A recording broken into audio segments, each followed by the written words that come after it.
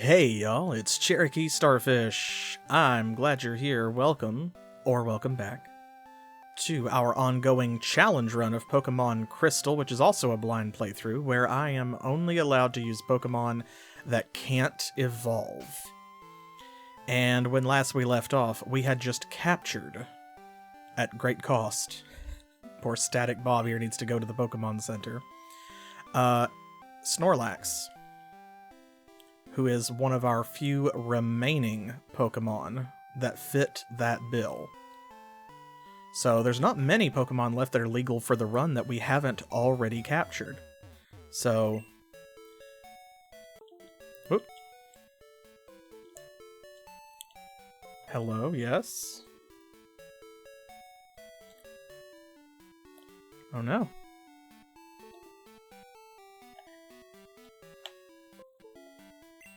There we go. My controller was all wonky.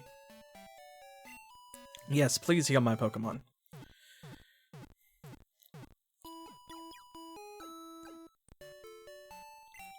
Alright, so there's not much left to do, I don't think. I'm not 100% certain of everything that's in this game, because I didn't even know that you actually went back to Kanto. I knew there was, like kind of, like something you fought Red, but not really how or why or whatever, so we are definitely deep in unknown territory. So the only thing that I do know is we have 4 gyms that we have not been to that allow us to get 4 more badges for a total of 16. And I believe y'all said last time that Diglett's Cave was the way to go, because we had some trouble getting to Pewter City. There is no one at the gym in Cerulean City. Misty's out. Pewter City, Viridian City, and Cinnamar Island have been blocked off to where we can't get there. So I think we're going to have to come in from the other side, and Diglett's Cave is the way to do that. First, however, there are a few Pokémon that we need to capture left on our list. And that includes Mr. Mime, Quillfish, Kangaskhan, Murkrow, Misdreavus, Aerodactyl, and of course the other legendary, Lugia. That one's the mystery. All the rest of them I know what to do. I know where Lugia is, but I don't know when it's going to be valid to catch it. We got a phone call about Ho-Oh when it was time to catch Ho-Oh, so will we get a phone call about Lugia as well? No idea. I guess we'll find out. I'm thinking maybe when we do all 8 of the Kanto gyms, we can catch Lugia, and then it'll be time to head for Mount Silver, which is also where Misdreavus is, so we don't get our only valid ghost type, or legal ghost type, until the very end of the run. So what can we do first? Well, let's see. So we can finally catch Murkrow over here. It needs to be nighttime, so we may have to do a time shift. And Aerodactyl we can trade. So I think we passed that one last time, so that might be the place to start.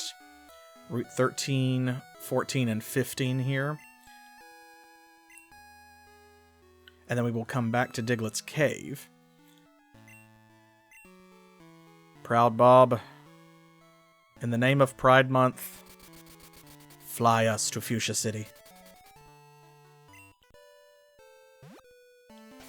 Okay, now we need to go east from here. Go up this way. And we actually met someone who was willing to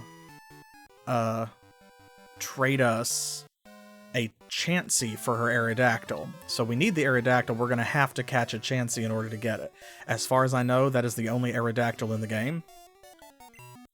So... Ooh. I am so sorry, my son. My beloved Paris.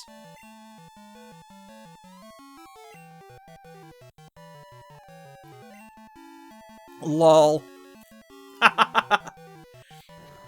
Wow. Wow, you really missed. That's hysterically funny.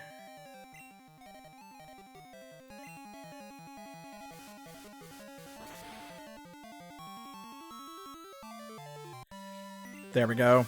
Second time's the charm.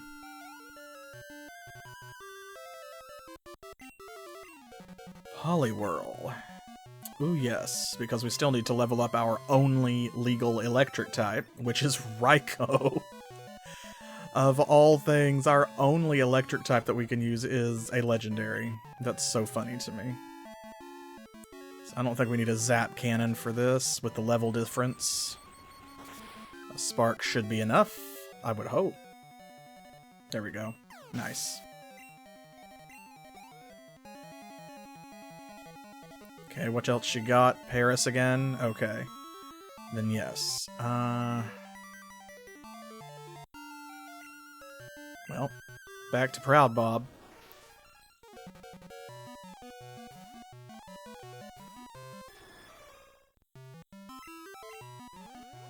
Fly, my pretty!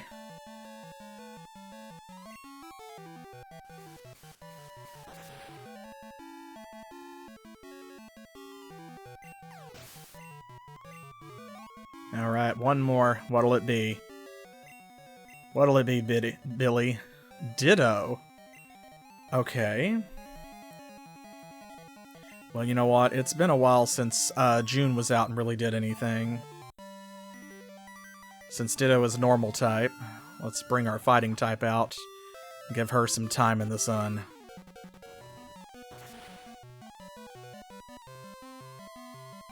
Nice.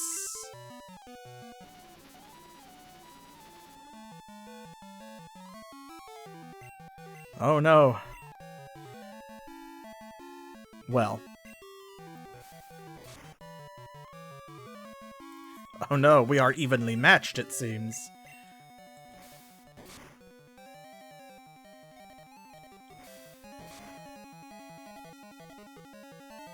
There we go.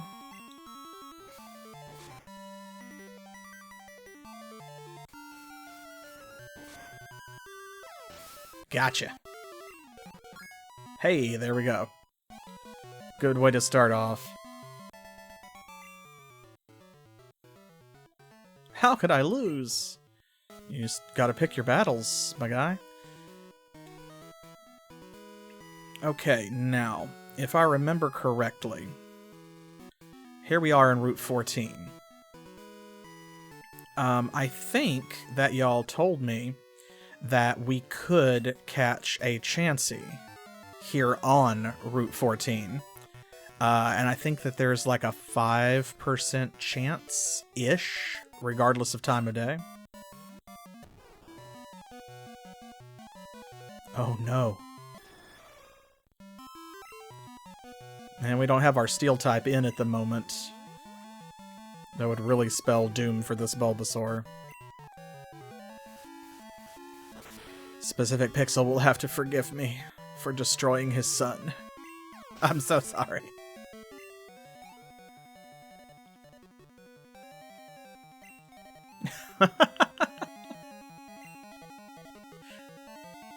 Let's see. A Squirtle. Well, I should have switched to Raikou.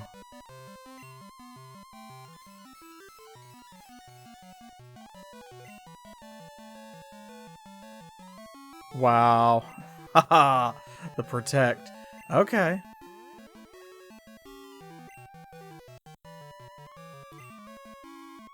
Squirtle thinks it's got a chance here because it's fighting a fire type. Unfortunately, it's also a legendary. What's left? Charmander. Oh, well, we know the solution to that.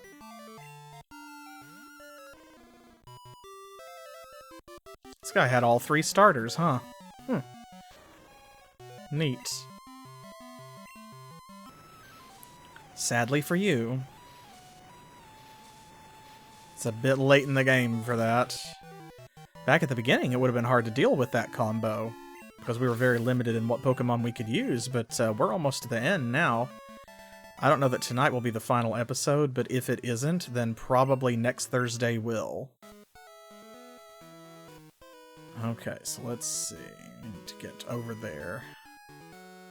That is, in fact, the girl who trades the Chansey. Chansey.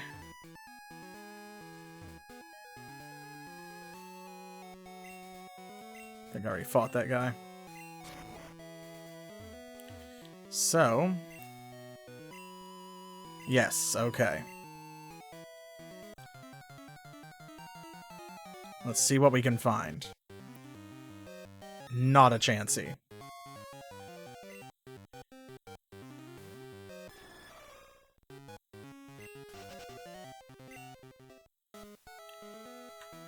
Alright.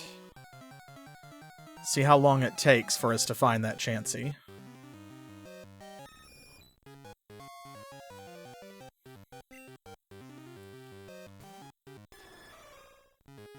I think that the spawn rate is the same on all 3 routes, because you can catch Chansey on, was it 13, 14, and 15.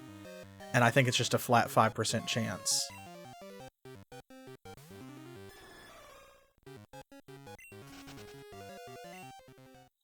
So it doesn't really matter where we are. That means we might as well just stand right here in the grass patch next to her, so that when we catch it, we can immediately get that Aerodactyl and not have to make a special trip back. And then we can just fly out of here. Let's see, where are we going next? Murkrow, you have to catch at night, so we'll probably do it last, so I only have to change the time once. Especially considering that Kangaskhan, I believe according to my notes, can only be caught during the morning or the day. And so can Mr. Mime, which is on Route 21. Kangaskhan's in the Rock Tunnel. Basement level 1. Quillfish is the one that yet eludes me. It's the only poison type that's legal for the run, and we've not been able to catch it. Because you can catch it with a good rod, which is what we have, but it has to be swarming in order for that to happen. And that involves, like, listening to the radio and stuff. So you can just catch it normally on routes 12 and 13, but you have to have the super rod, and I don't know how to get the super rod. I've not seen it yet. The closest I think I've come is we ran into that one fisherman who said that if we showed his brother a really good Magikarp or something, then that would be awesome. But, like, he didn't promise he would give us the super rod if we did that. He just mentioned that his brother really liked Magikarp and wanted to see it, like, a specific one.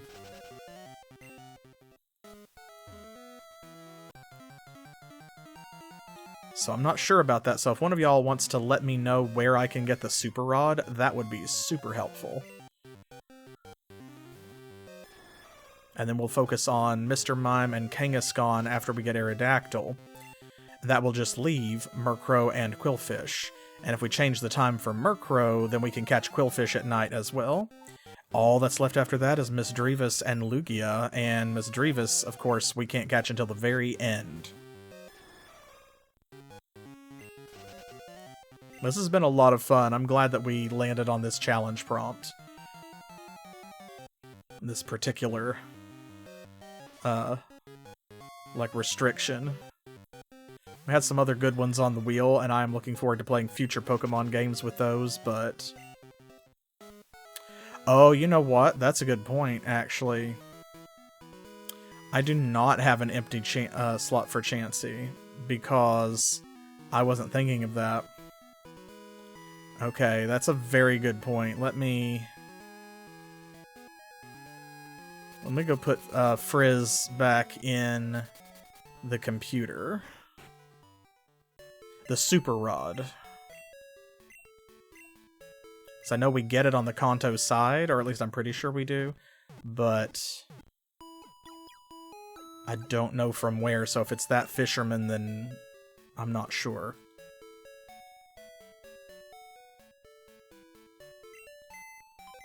Okay, Bill's PC. Let us deposit. There we go.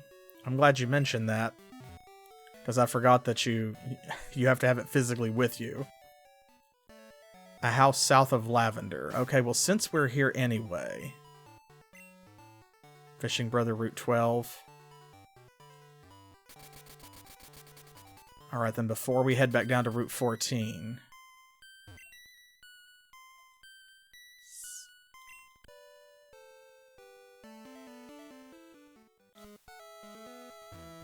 Oop, let's see. Fishing spot. Oop. Patience is the key to both fishing and Pokemon. Sure. Fishing Brother Route 12.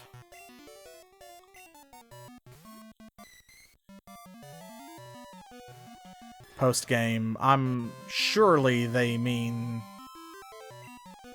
like, you know, after you have all 8 Johto badges and have defeated the Elite Four, and not after you've beaten Red? That would be very silly. But turn catching Quillfish into our final boss fight.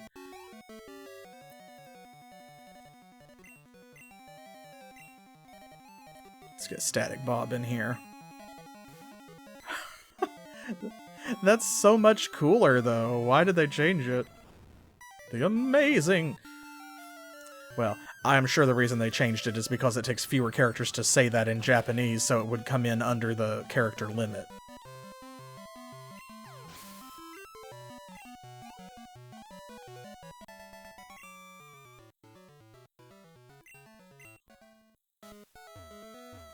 Okay.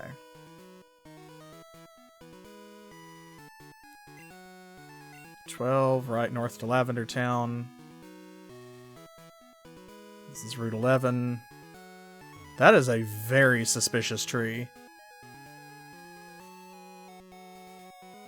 Must be this house. Yeah, let's see. Fishing Guru's younger brother. I can see that you like fishing. There's no doubt in my mind at all. So, I know I'm right. Yes, you are. Yes, just as I thought. Here, fishing fan, take this. It's a super rod. There we go. Nice.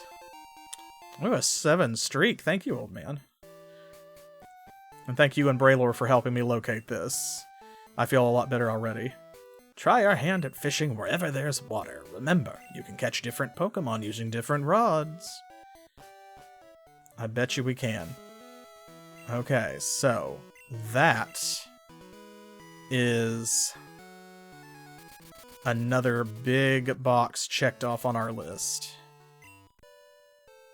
Like I said, I feel a lot better already. Because I thought it was gonna be some Zelda level fetch quest.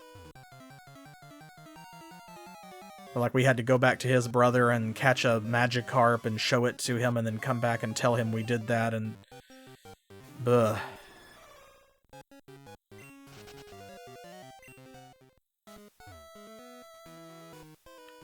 Okay.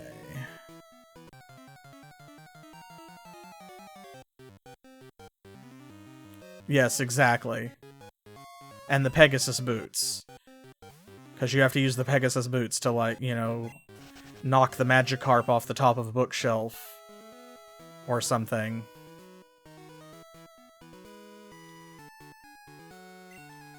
Alright, here we are back. Excellent. Oh, I should save just in case. You never know.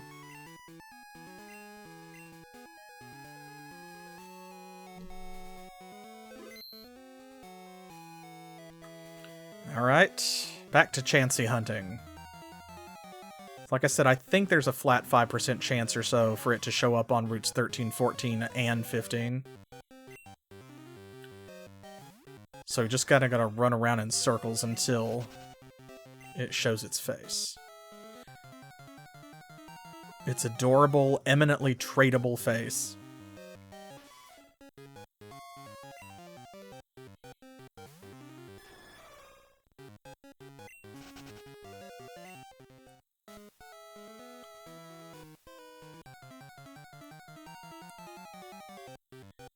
We've had pretty good luck with these so far, though.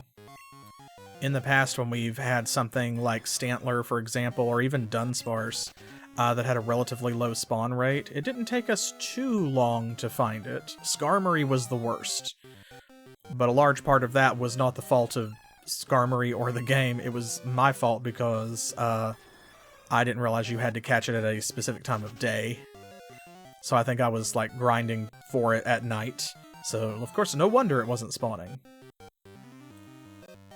Okay, 13, 14, 15. Good, that's what I have in my notes.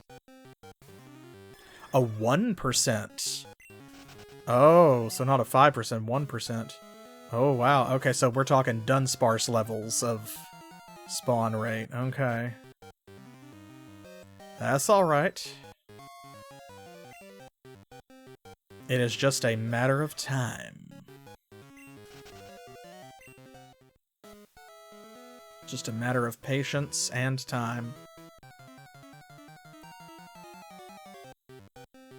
Our perseverance will pay off. I believe in us. That also means this will probably be our biggest challenge, because I am certain that Mr. Mime, Quillfish, Kangaskhan, Murkrow, and Misdreavus all have a better spawn rate than 1%. So, that being the case, if we catch all of those but Murkrow and then switch it over to Night, then we'll catch Murkrow, and then all that's left is Lugia and Misdreavus, like I said. So now, what I'm wondering is, like, when do we become able to catch Lugia? Because when it was time to catch Ho-Oh, we got a phone call about it. So, like, could we go ahead and catch Lugia? Is it already viable because we got Ho-Oh and we just weren't told? Or is it another milestone, like when we get our 8th Kanto badge so that we have 16 of them, then it unlocks and like we're able to catch Lugia before we go to Mount Silver? That's what I still don't know.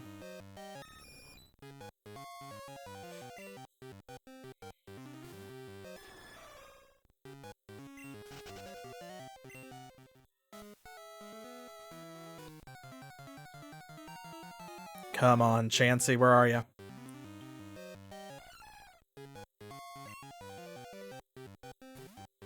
You're not Chansey. I think I said before in an earlier stream that while some of the newer Pokemon games like Scarlet and Violet have their flaws for sure, they have done quite a few things that I did like, and one of those is the introduction of the type-based incense in some of the newer generations, where, you know, you can use an item that increases the spawn rate of a specific kind of Pokemon, like flying types, or dragon types, or water types. And that would be really useful here, because since Pidgeotto is flying, and Skiploom is grass, then, you know, if we had something that boosted the appearance of normal types, Fairy not yet being a thing in Gen 2, we could probably catch Chansey, like, way easier. And that's even with the consideration that Pidgeotto is flying and normal, because that would still knock out Nidorina, Nidorino, and the Skiploom line, which seem to be the only other things we are encountering here. So we've got our ground poison types, we've got our grass flying, we've got our flying normal, and then we've got Chansey somewhere. Somewhere in there.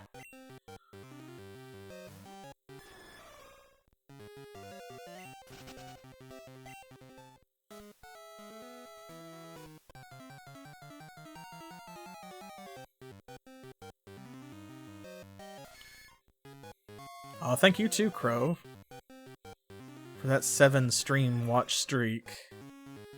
I appreciate it. I love to see those, because it means I'm doing something right. Y'all are having enough fun and enjoying yourselves enough that you come back. That's what's most important to me. So everybody's having a good time. I've certainly been having a good time with this game.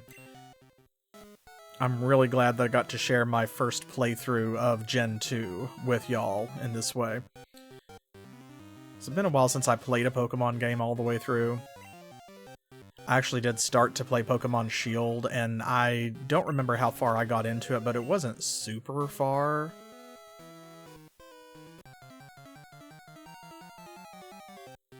I was excited when it first came out, and then I guess it just really didn't hook me all the way for whatever reason. I should go back and give it another shot, though.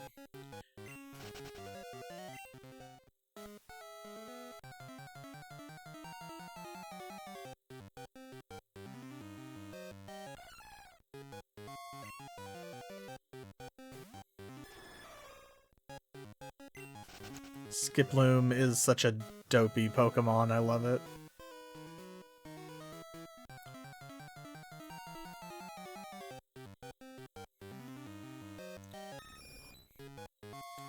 I like the transition to the battle screen here because it's like you're running around in the tall grass and you can see the layer over top of your character. So you've got your feet madly pedaling the bicycle tires, or, you know, the bicycle pedals and stuff underneath. And then you see your head with your cap sticking out on top. And then you get that little, like, circular clock wipe. And it does that, and then it's just your head sticking up because it covers the other layer, and it's like... Suddenly you're just alone in a sea of darkness, treading water. Only your face above the shadows.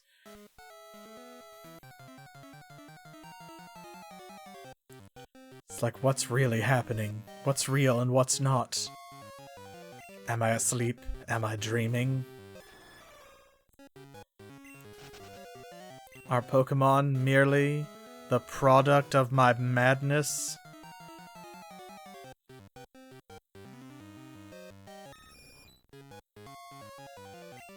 But then you run away and everything's all colorful again, so it's fine.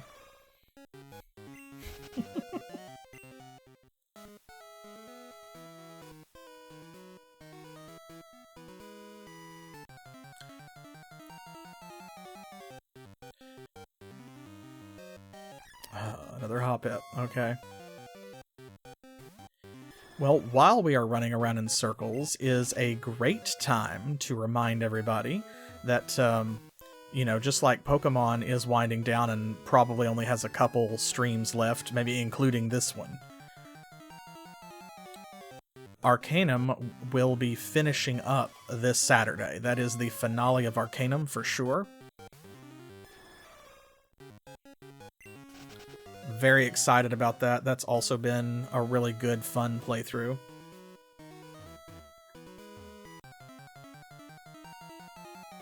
And I bring it up because, of course, we all know what's coming up next, or if you don't, well, it is Icewind Dale 2. And we're going to be playing the recently released 1.0 version of the community-made Enhanced Edition mod. So, I hope that you will join me for that. Yeah, we've got a couple of characters. We've got one character basically made, and we've got a couple other characters that are partway ready to go. We know their names at least. Rousedower and Darkstone, which are the last two names on our list from last year's fundraiser for the Video Game History Foundation. Those were charity incentives. And they will be joined by She Shanty, which was a charity incentive for our recent June fundraiser, our first annual Pride Month fundraiser for Queerty Gamers. She Shanty, the pirate. So, of course, after I finish Arcanum on the 15th, I'll be taking the 22nd off, and I will be back on the 29th with Icewind Dale 2. And that episode will be all about character creation. And if we actually make it to real gameplay in that stream, then awesome. But my plan is to focus on making these characters and make sure that we have a party that we love. So be sure to join me. 7 p.m. Eastern Time, which is New York and Miami time here in the US, on June the 29th, for that first episode, that sort of episode 0. What's a D&D game? Yeah, we'll just call it a session 0. We gotta know which characters we're bringing to the table before we can play the game, right? So we'll do a session 0 on June 29th. After we finish Pokemon, which I'm guessing is going to be next week. I don't know for sure, but I'm probably, the way things are going. Unless something comes up, or unless it takes 50 years to catch this Chansey, which is looking possible. Then we'll probably finish up Pokemon Crystal next week. So that means I will be taking, if that's the case, I will be taking the 27th off. And it will actually be July 4th that we will be beginning our next Thursday series, which is Legend of Kyrandia 2. I'm really looking forward to that. With everything else that's been going on, it's been a hot second since we played a nice point-and-click adventure game. And I really loved the first Legend of Kyrandia. It was great to follow up the first Lands of Lore game with that, since they are connected. Even if they're not set in the same world, they sort of reference each other. And so I'm excited to play Legend of Kyrandia 2. I'm told it is the best one of the 3. Like, 1 and 3 are certainly not bad games, but Kyrandia 2 is like the one. When someone says Kyrandia and they don't know it's a series or something, they're probably talking about Hand of Fate. Sort of dealio. So if all goes well, we'll be starting Legend of Kyrandia 2 on July the 4th. And we just finished Baroque on Monday, actually. The fan translation of the PS1 version. Pixel put a nail in that. So I'll have more Wasteland 2 for y'all this coming Monday, which is going to be the 17th. And then Pixel will be back with me, and we're starting our next, actual multiplayer game on June the 24th. Because, of course, if you watch our videos, if you follow the channel and our content, you know that we've kind of settled into a rhythm. We alternate back and forth on Mondays, so he's with me every other Monday. And we take turns picking games for each other to play. And in between those, we play games together. So it's time for us to play another game together, since he just finished the one that I picked out for him. So we're going to be playing Mystic Heroes, which I'm looking forward to. I've never played it before, and it's been many years since he has, but he tells me that he's lost a lot of hours to it back when it was, like, the thing.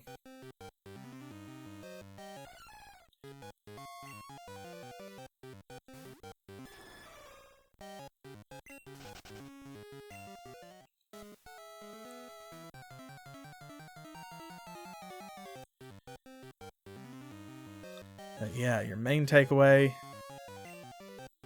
don't forget to join me for Icewind Dale, because I definitely want y'all's input when we get started on June 29th. I want help making these characters. I am excited to bring you another cast of characters that hopefully we all will love. Up there with Stout Muffin and the crew, or Dynamite and her squad. And when I played Icewind Dale 1 on the channel, I think that we came up with some characters that I quite liked, that I hope all of you quite liked. And it's been a long time since I played the first Icewind Dale. That was actually one of the first games I played on the channel. It might have been the second game I played on the channel, actually. So it's been years.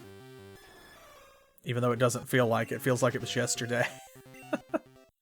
But y'all keep reminding me, with your watch streaks and your resubs, that it has actually been over 5 years. which is just wild.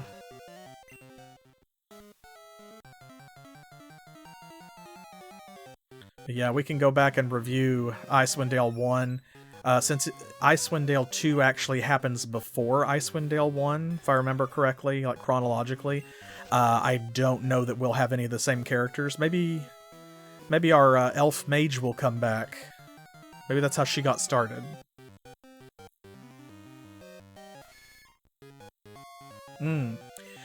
So I intend to take full advantage of the fact that we can make 6 characters. That's what I did in Icewind Dale 1. So that's my plan right now. In a casual playthrough, I have tried different numbers of characters, different size parties. Of course, the first time I played it, I played with 6 characters. I have also done a solo run of Icewind Dale 1 and Icewind Dale 2, just playing one character, which, depending on what you're playing, can be really difficult. And, of course, when I am managing all of the characters at once in a game like Baldur's Gate or Icewind Dale, I mind less. I know when I actually play real D&D at the table, my sweet spot tends to be about 4 or 5. Like, I can do 5, I can do 6, I don't want to do 6. I prefer 5, but 4 is kind of where it's at. Just because the more people you have involved, the harder it is to, like, give everybody the same amount of time in the spotlight and validate all of their character choices if you're the DM. You know, or if you are a player, the more difficult it is to share the spotlight with everybody else and make sure everyone gets a turn. Because then if somebody's got a backstory quest or something, well, there's just more of them. So it takes up more time. Or worse, it doesn't. And they all wind up being much shorter and less interesting because it's all spread out. Because you just have to do what you can. Yeah, that's one of the things. It's like if you don't find something that makes you immune to mind control, it can go south real quick. I remember we had to apply judicious use of... There was a helmet or a necklace or something in Baldur's Gate that gives you immunity to charm. And that became very important at several, like, points throughout the game. Because of who we had in the party.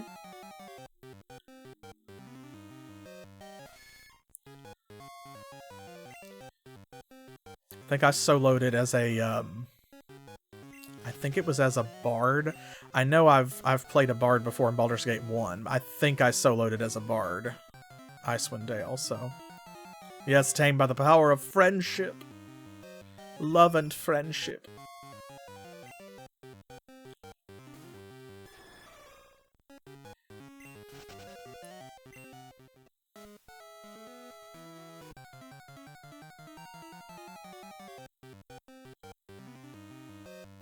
Oh my goodness, where is this Chansey? We've been at this for so long. Chansey, I'm begging you.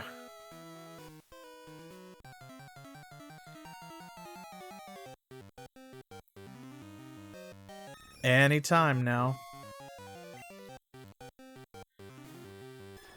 This isn't another thing like it has to be at a specific time of day, is it? Like maybe it only appears in the morning and it's daytime right now? Because the game does differentiate between those two. I know it's morning, day, and night. So that's not what it is, right? Like, Chansey doesn't only spawn in the mornings. I know it's a 1% chance, but... And like that's not very much, but still, I was really hoping to see one before now.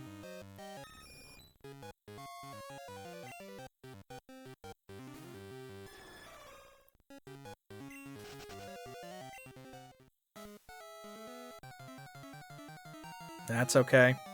This is, after all, a Pokemon game. So, hunting for very specific, elusive species is definitely part of the intended method of play. Wouldn't be a Pokemon game if you didn't have a really hard time, like, hunting down that one Pokemon. Whatever it is. either for you or for that gen or for that playthrough.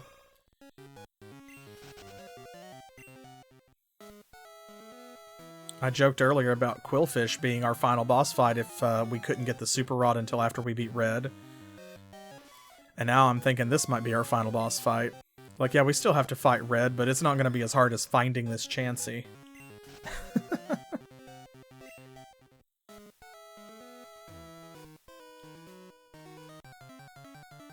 Let's go around her like, excuse me, ma'am.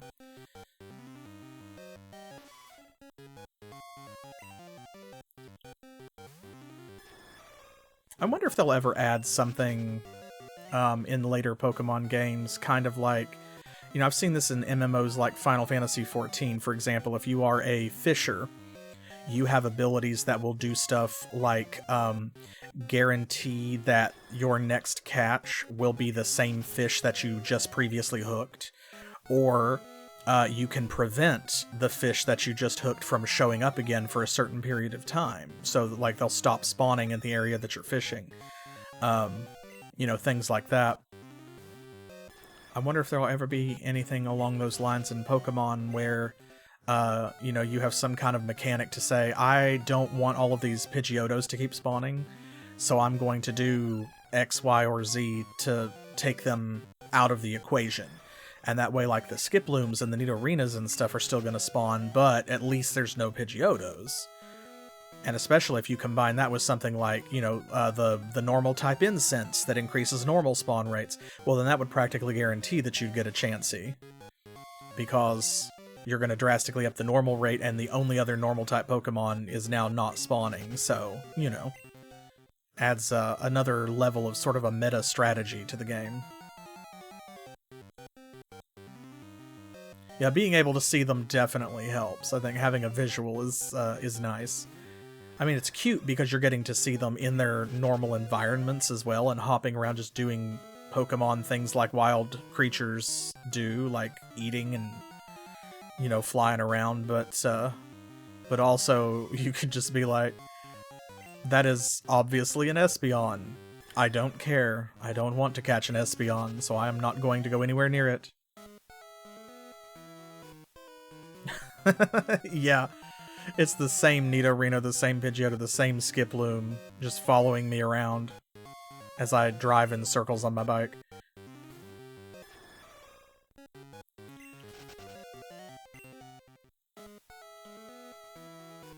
That is a pretty funny thought. Actually, that would be great if it was true, because eventually they would get tired, and they would need a break. Maybe that would increase the chance of encountering a Chansey very slightly. This is going to look really funny when I chop it up on YouTube, because I'm probably not going to, like, I'm not going to cut this part out or speed it up, but I will put timestamps in the video description, so that for those of you who are watching this in the future, if you don't want to watch the whole process of catching a Chansey, you can skip ahead.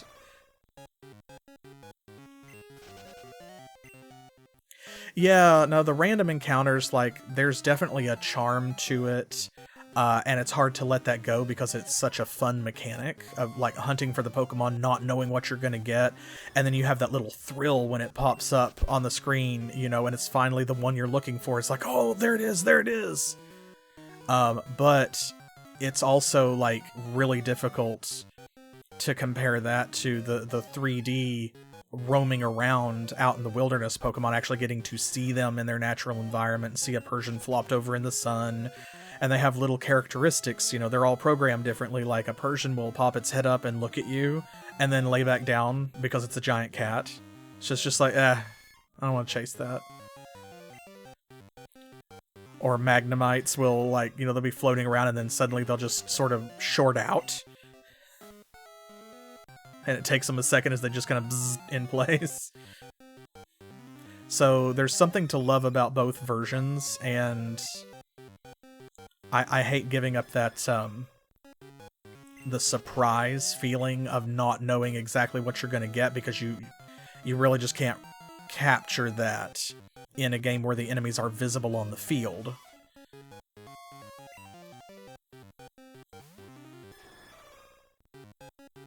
But at the same time, you know, it certainly is useful to be able to see them.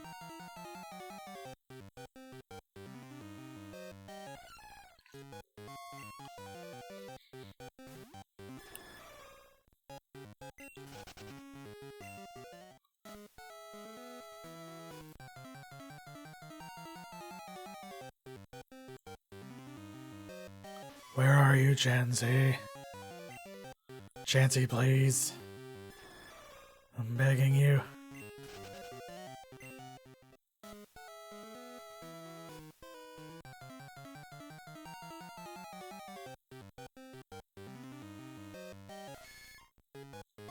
I don't know how many encounters I have run away from, but I am like watching the clock, and I know we have been at this for half an hour at least. Which is, again, why I will put timestamps for the YouTube crowd.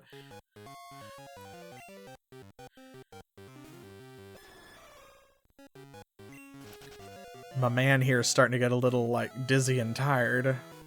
All that pedaling. On the other hand, he's going to be in great shape.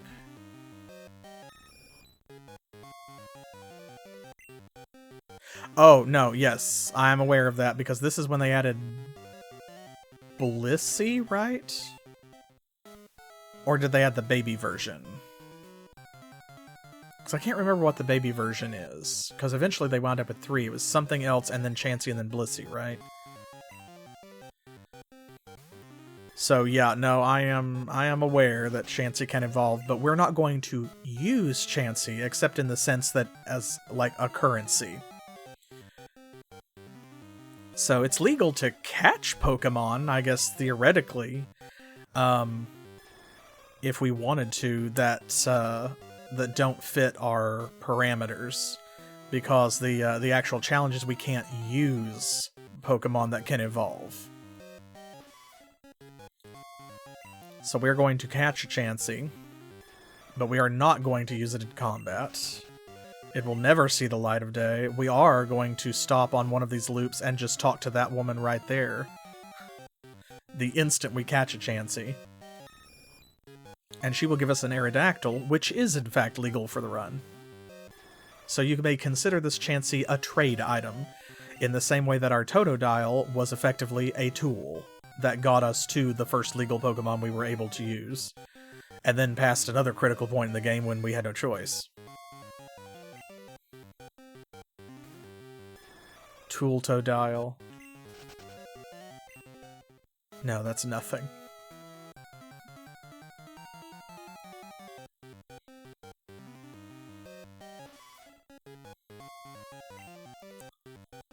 Anytime this Chansey would like to spawn.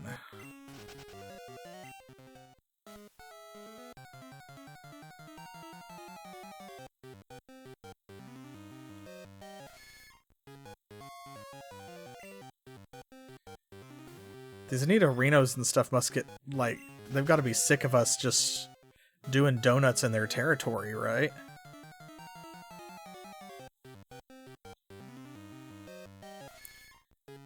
Like, why don't y'all get industrious and help us find this Chansey? Like, there's one Chansey here somewhere. If y'all would herd it towards us, we could get out of your hair, you see.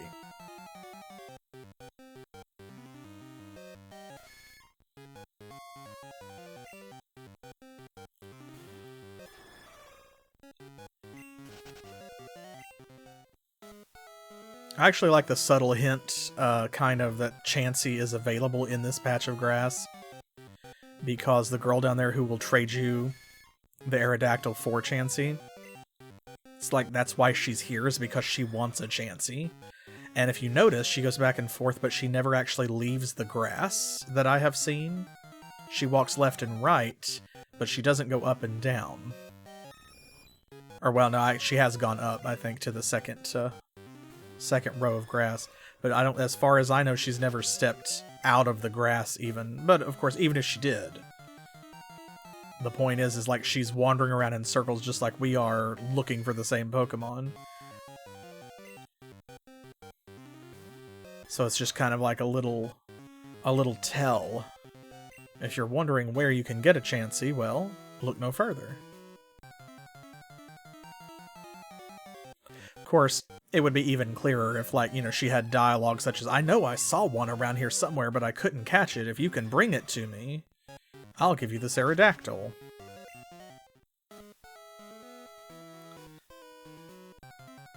But I mean, that's also not necessary for it to work.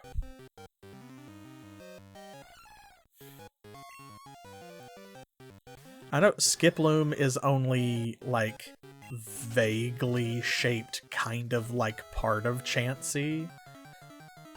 But every time there's a Skiploom, I'm like, there it is! Oh. Just because it's kind of round. So every time that the silhouette pops in from the left and starts to slide across the screen, I'm like, oh, is this it? Is this it? And every time I'm wrong.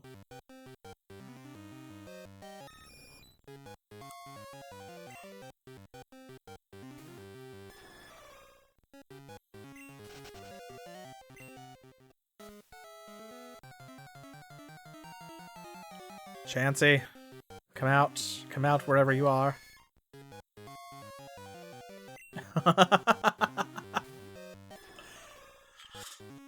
Yeah. Maybe that'll work. We just gotta put a little English on it, right? Okay, we'll go Wittershins.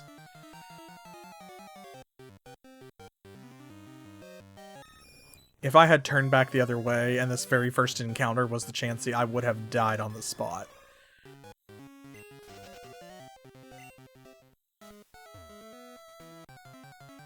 That would have been so funny.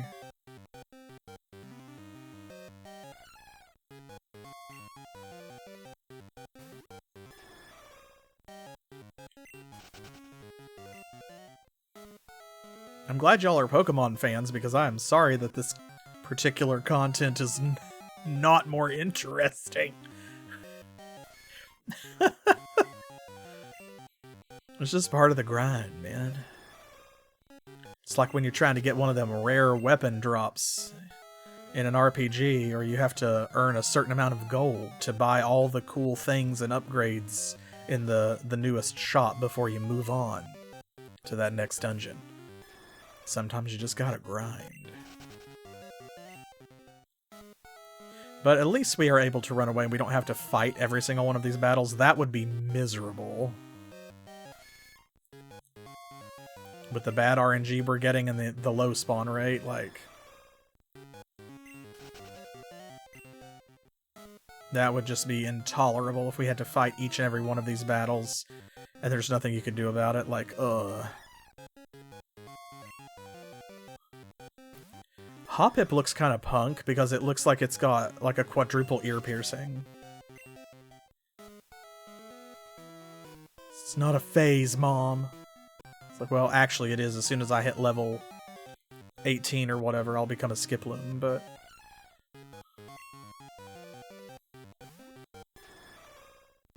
What matters is what Pokemon you are on the inside.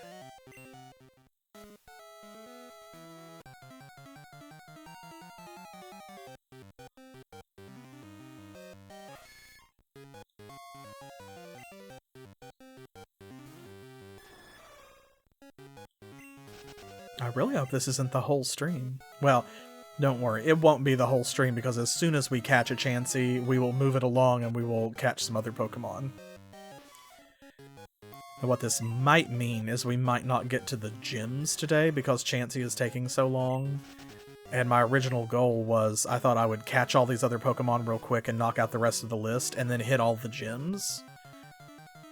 And then we would presumably at that point be able to go catch Lugia. So, you know, kind of get the last of these badges and call it there, and then come back next week, catch Lugia and do the Whirl Islands, and then go back and finish up on Mount Silver.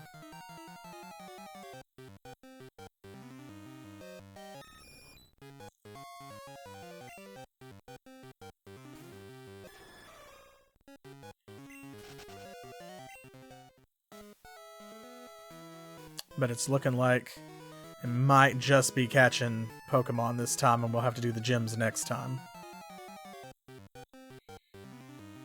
The end goal. Good question. So, I know we have to beat Red. Obviously, he's the final boss, right? So you gotta do that.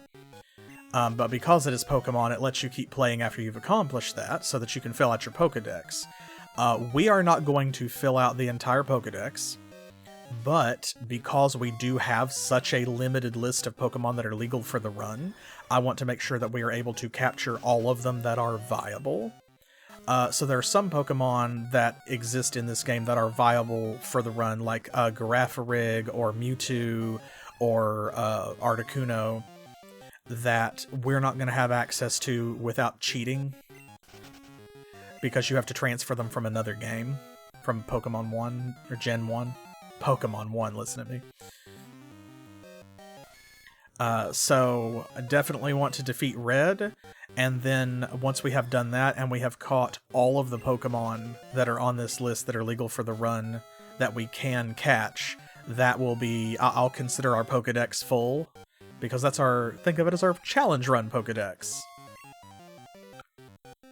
So we've got to catch Mr. Mime, Quillfish, Kangaskhan, Murkrow, Misdreavus, Aerodactyl, and Lugia, and then beat Red. And once we've accomplished those two things, we'll call time, and that will be our victory. Which is also why I'm hoping to catch all of these Pokemon, like presumably, as long as Lugia is available before Red, then that'll be a really nice way to kind of put a pin in it. We'll know for sure that we're done when we defeat Red, because we will have all of the Pokemon on that list already.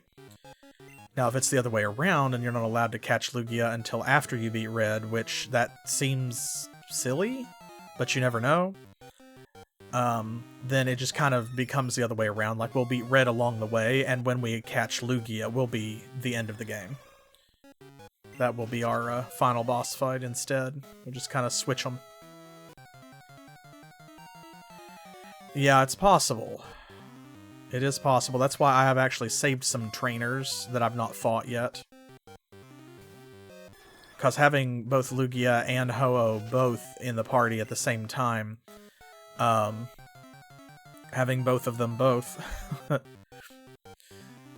I'm sure that will help. And having the party is going to be like 4 legendaries, Tangela, and a floater, you know, an alternate. I'm sure that'll give us a running start, but I know Red's not going to be a pushover. So strategy will play a large part of it, luck will play some, and then our level is going to make a difference. So if we're in, like, mostly in the mid-60s, we can probably take him and it'll just be kind of hard. But as long as we play it right, it'll be fine. But I'm gonna try and get, like, Lugia and Ho-Oh at least maybe to level 70-ish before we fight him. It's really going to be more important for the non-legendary Pokemon like Tangela.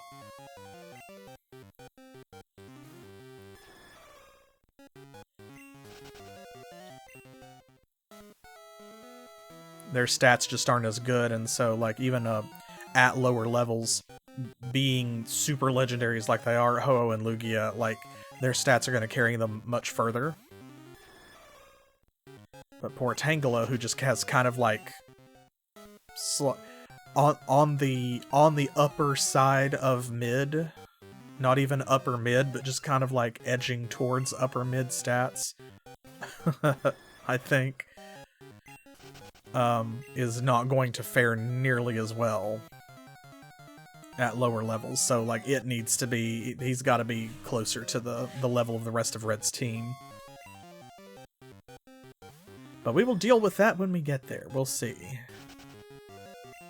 Because if we do have to level grind, at least Mount Silver is going to be probably the best place to do it, because that's where the highest level wild Pokemon are going to be after we've defeated all of the trainers that are available.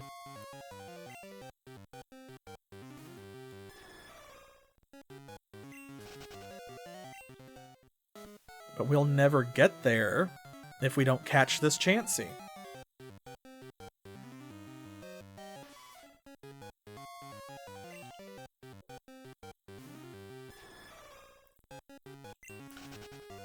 are definitely... We have long ago crossed the line where now this Chansey has taken us longer to catch than any other Pokemon. And that's including me mistakenly grinding for, like, for Skarmory at night. And wondering why it wasn't spawning. It's like, I already have a Gligar. Where's the other one?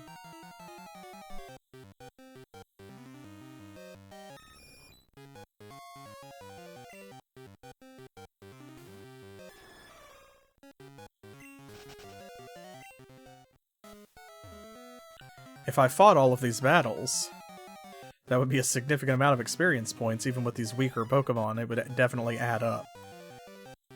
But it's like I said earlier, that would just be absolutely miserable with the number of encounters we've gotten and not one of them has been a Chansey.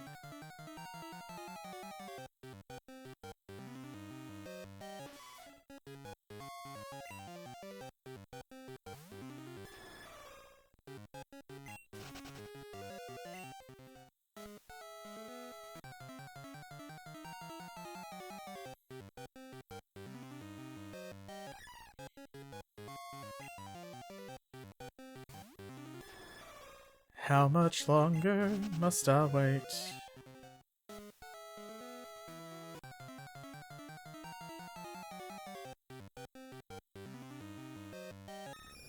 Oh my goodness gracious.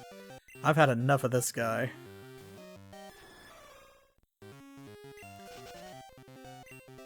Funny story though. I was on my way home the other day, and I saw on the passenger side door of someone else's car, there was an imprint in the dust that looked like a Pidgeotto, because it was where some bird, for some reason, had flown, I guess, at high speed into the door of their vehicle and kind of bounced off of it. And so there was this little dust-shaped, little dust angel with, like, the extended legs, and you could see the individual toes or talons of the bird and its crest and its outspread wings, where it had just smacked like a cartoon into the side of this car and left an imprint in the dust. I was like, oh my god, I hope it's okay. But also, I am gonna laugh, though. On the presumption that it is probably fine somewhere, I'm gonna laugh.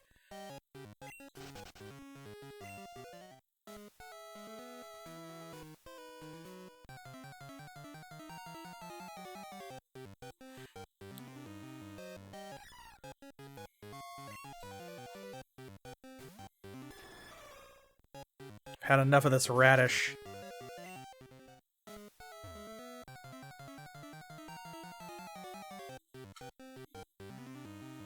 With the sheer rate of the random encounters too, like on average we're getting one every 2 or 3 steps overall. I am really surprised that we've not seen a Chansey at all yet. This is way worse than grinding for Entei. Because at least we had a strategy for that, and like once Entei, we were able to force spawn it, and then it just took ages and ages and a bazillion throws of the Pokeball to actually catch it. But we spawned it pretty easily. So yeah, the only thing comparable to this, we caught Dunsparce way quicker than this, we caught Stantler way quicker than this. The only thing comparable is when I was grinding for Skarmory, and it's like, it's nighttime, it doesn't spawn at nighttime, and oh.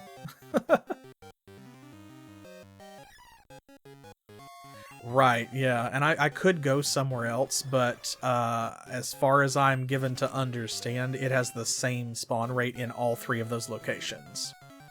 That's why I'm just doing it here, because that way as soon as we do catch a Chansey, we can immediately give it to that NPC right there for the Aerodactyl, and then we can blow this joint.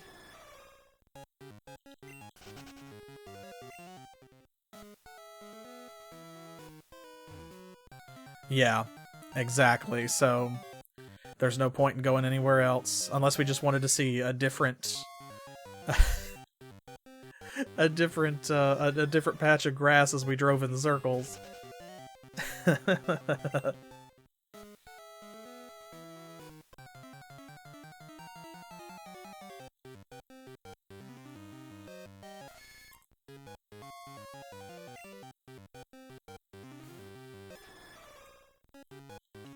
It's alright, we'll get there.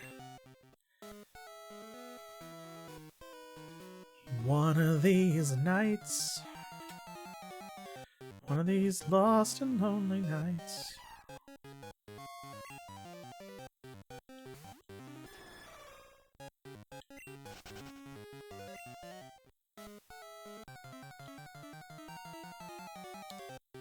Be a Chansey. No. I didn't manifest fast enough. Sigh. Sobbing. Someday my egg will come.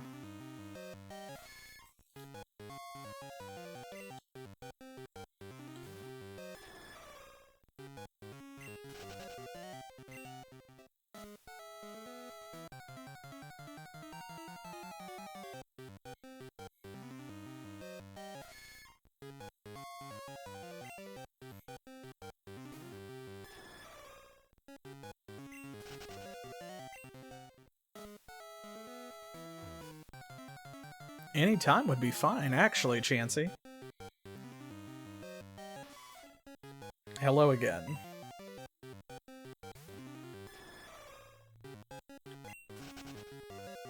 Tiny, weird mouse thing. Oh, it's Beth. Are you the kind of person who goes to Pokemon centers often? I go every day. Watching out for the health of your Pokemon is a basic part of being a trainer. Yep. You could run out of Pokeballs at the worst time. It is possible.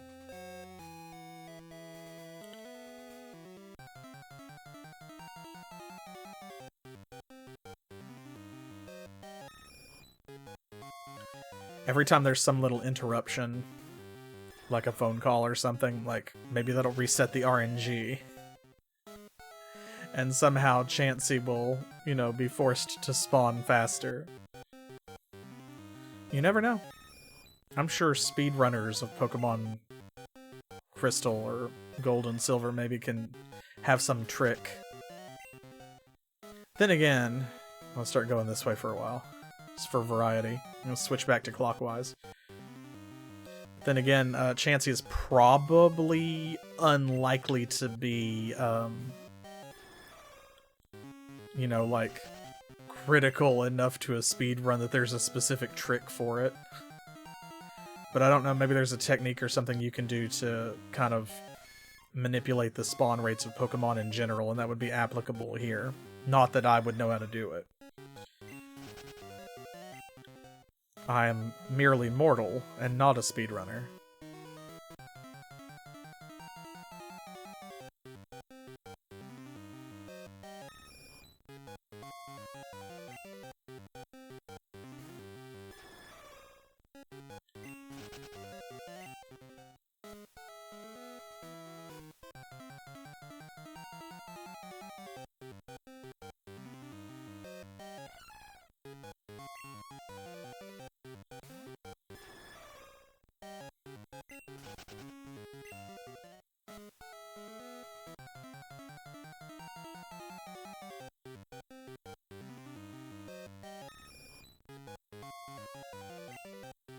It's a shame we don't need, like, 150 Pidgeotos or something. Now would have been the time.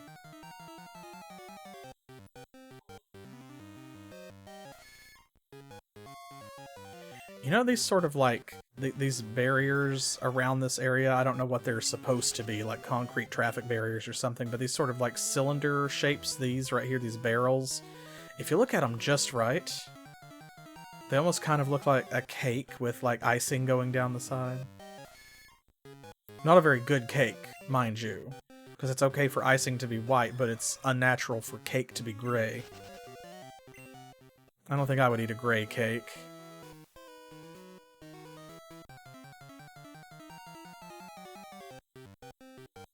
I don't know. Maybe if it was a wedding cake. Because then you could convince me that it was on purpose.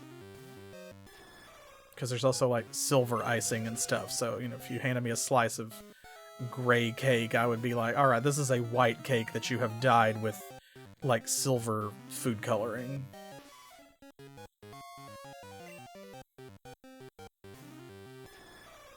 But if there was no context, I would not eat gray cake. I think that's a bad idea.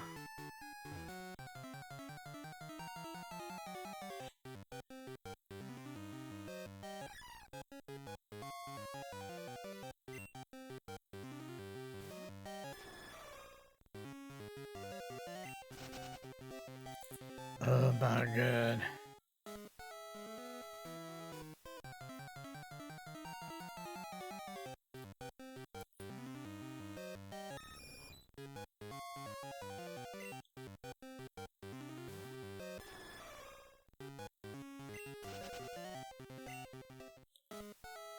Goodness gracious. Where is this Chansey?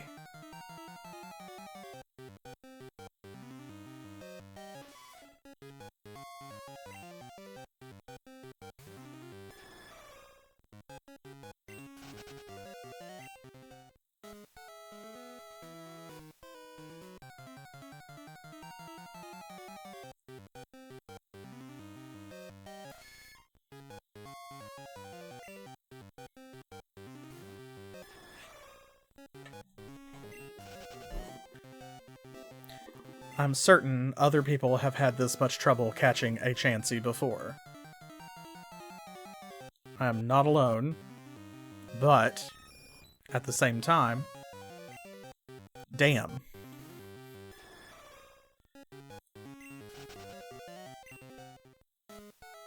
So now I think we've easily been at this for almost an hour.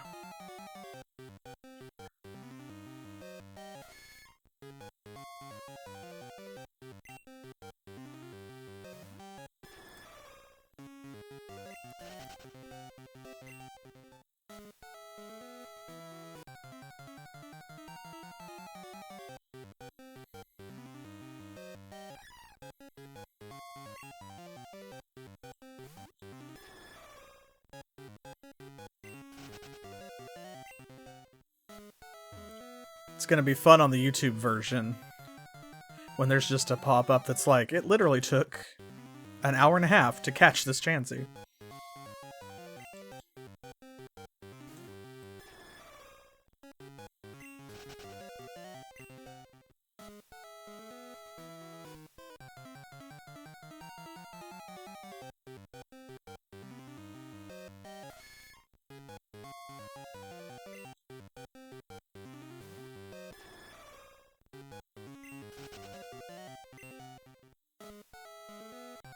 What would you think, I wonder, if you were in Nidorino in this patch of grass right now? Watching this one human just drive around and around and around, wearing a rut in the edge of this patch of overgrowth, never stopping. Every so often you leap out to attack and defend your territory. But it becomes obvious, he's not interested in you. He's not interested in anyone you know. He just keeps peddling. Forever. Eventually, you're no longer attacking to defend your territory against intruders. You're just attacking occasionally to see what will happen. How long will he go? Can you break his concentration? Is it even possible?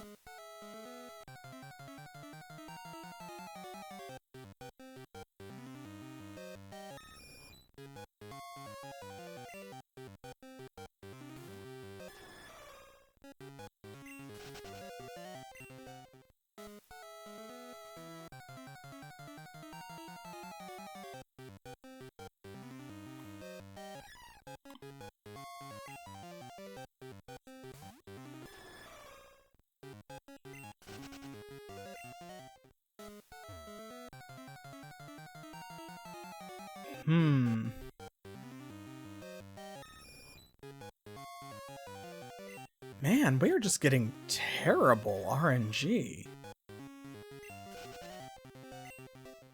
Are we sure? Are we absolutely sure?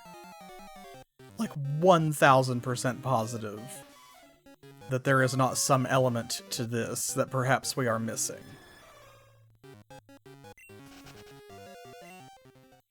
Like it's just a 1% chance at all times of day. There's nothing else.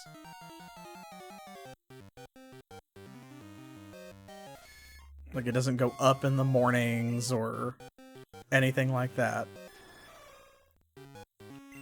Because I realize 1% is not a lot, but we've been doing this a long time now. I really thought I would have seen one. Huh. The longer it goes on, the weirder it gets, because, like, yeah, you know, 1% is 1%, but statistically, after a certain point...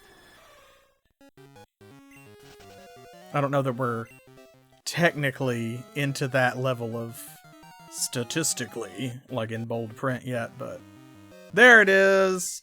Oh, finally. Oh my god, I was starting to think that you didn't exist. Egg. Egg is here. Oh my gosh, okay. Whew! Okay, folks. I knew Chansey's a rare Pokemon, but like, come on now. Whew. Enemy Chansey's evasion went up. Well.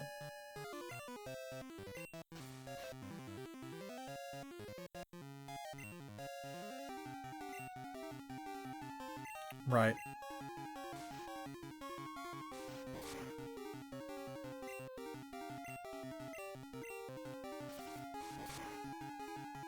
I love how with Double Slap it always comes up and says hit 2 times, and like, I know that that's because theoretically you could hit once and then miss the second attack because it's a 2-hit combo. But it's just funny to me because it makes me think of things like Fury Attack or Fury Swipes, where you could get hit like 2 to 5 times, you know?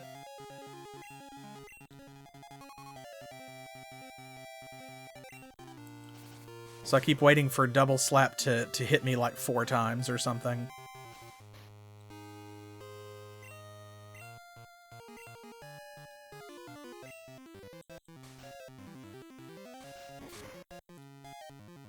Alright, come on. Of course it used soft-boiled. Why would it not? That just makes sense. Oh my god, that heals a lot.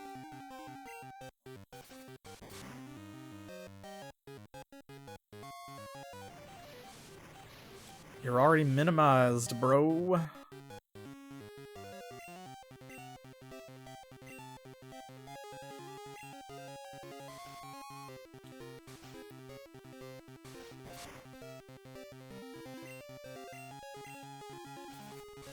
There we go.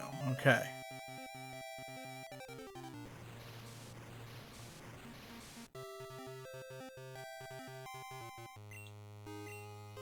Come on, go to sleep.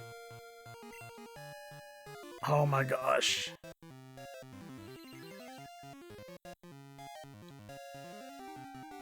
Probably the tankiest Pokemon I've ever had in any Pokemon game was... I think it might have been Pokemon Diamond? Maybe? I don't remember which gen it was for sure. But I had a Blissey that was just... Its whole point was it was just really hard to kill.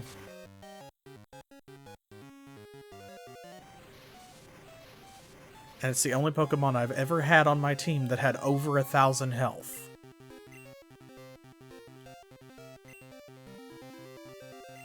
Come on.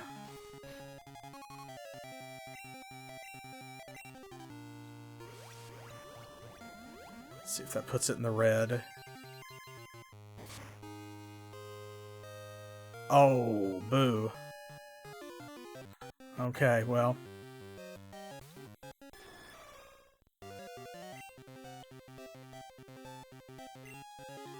Now that we know, because Chansey is so tough, maybe we can just use Zap Cannon right off the bat and it'll be fine. I was afraid to switch to Static Bob because I thought he might be too powerful, but actually maybe it's okay. Yep, it's actually fine.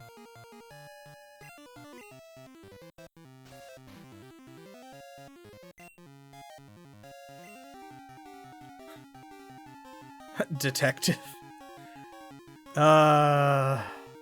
It's not, though. That's the thing. Like, it's actually soft-boiled, right? Good. Yes, good. Okay. And the worst part about it is paralyzed, or paralysis, like, makes it easier to deal with the Pokemon, but I don't think it actually makes it easier to catch. There's something up with the programming or what have you where, I think only Sleep and Frozen actually, like, increase the chance of you successfully catching it, like the catch rate. I don't think paralysis does. Get in the ball, Chansey. No! No!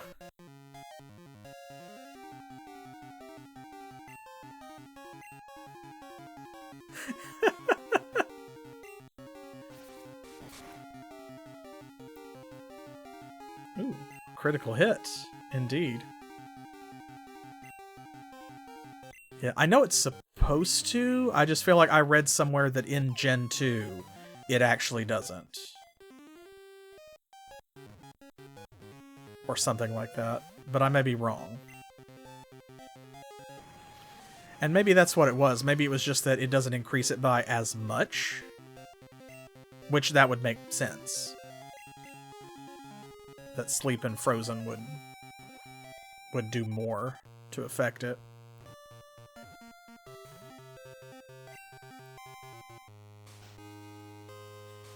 It's so funny when it uses Double Slap because it's so tiny.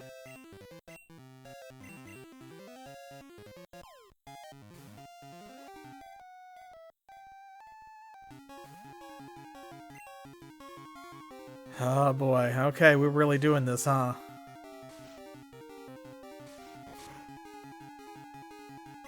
Oh my gosh. It actually did hit me 4 times with a Double Slap. Yeah, I'm gonna catch these tiny hands.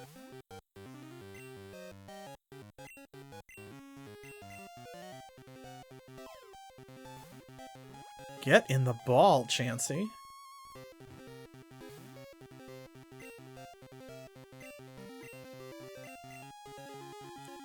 I promise you'll love it. You're gonna go to a good home and have a great trainer. Not me. Oh my god.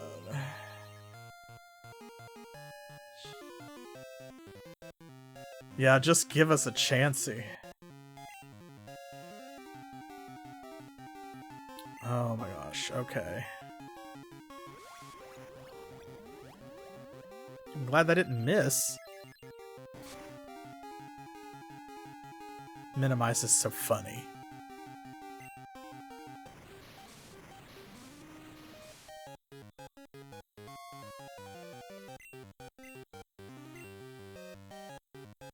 Yeah, expected that.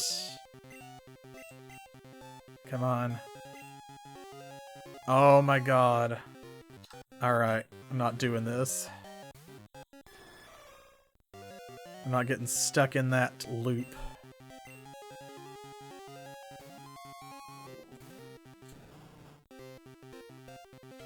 Oh good, yes, please, waste that. Okay. Go to sleep.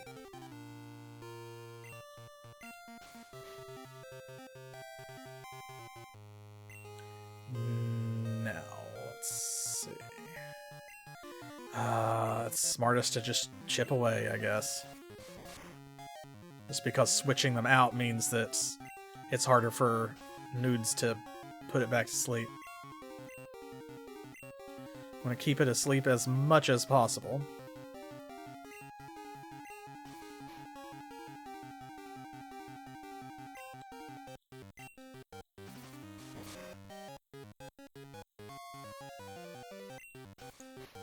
Alright, good.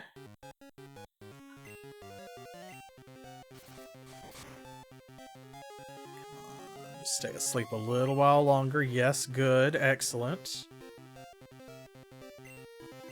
One more Vine Whip, I think. Of course it woke up. Ah, but it used Tail Whip. And not soft-boiled. That was your last chance!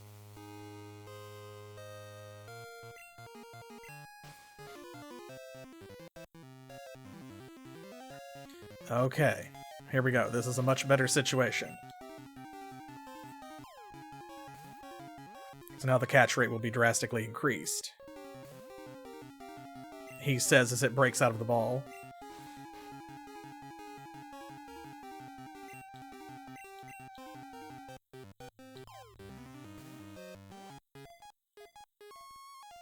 Does Chansey count as a marsupial? Nope, we're not doing that.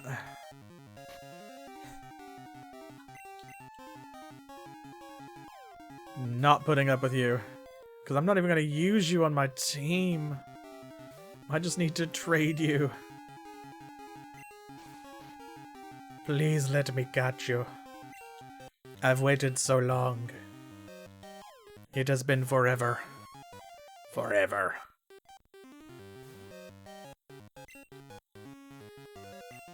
Oh my god, this is hilarious because it's like, with the catch rate doubled from it being asleep, it's wounded. Like, I've done everything to it that I can, and it's still breaking out on the first throw.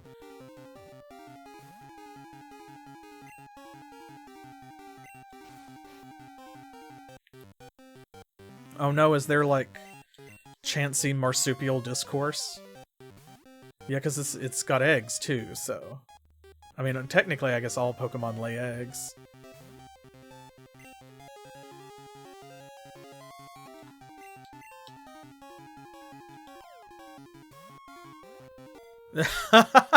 Century egg. Oh, that's really good, though. That's really good.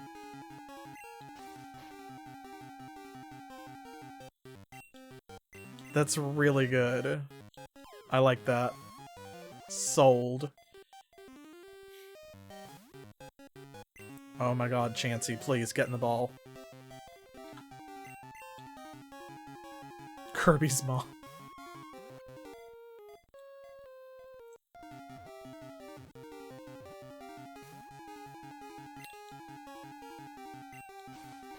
Come on. Throw an Ultra Ball to mess with the RNG? Okay. Let's see. I haven't been using them because y'all told me that, like, the catch rates are swapped, so the Ultra Ball and Great Ball, like, the Great Ball's actually better.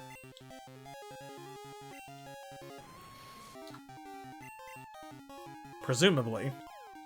It seems to have worked so far. I know definitely when we were trying to catch some of these legendaries, they were demonstrably breaking out of the Ultra Balls faster and more often than the Great Balls. Because I don't remember what it was we were trying to catch. It might have been Raikou, maybe? Or it might have been Ho-Oh. It wasn't that long ago where every time that I threw a Great Ball, it would get like at least a couple of, 2 to 3 rocks back and forth of the ball before it broke out. But if you threw an Ultra Ball, it would either break out right away, or it would get like maybe one wiggle. So, based on the evidence that I have, it does seem that that is correct. At least it is true RNG, and it's not like a seed. So, like, if you load a save state and throw the ball, it is re-rolling the catch rate every time. Or so it has appeared to me, up to this point at least. We know that has to be the case because that's how we caught Entei, and it took literally, like, what was it, 40 to 60 throws? What is the catch rate of a Chansey? Like, what's its base catch rate? My goodness. Must be up there with a legendary. Imagine not having save states and, like, you're trying to catch a Chansey. There's a 1% chance for it to even show up at all. And it takes you that long to find one. And then you run out of Pokeballs trying to catch it because it keeps breaking out or whatever. There we go. Awesome. We got it. All this trouble for something we're not even going to use. People try to catch it for its extremely nutritious eggs, but it rarely can be found. Yeah, I believe that. Absolutely. Here.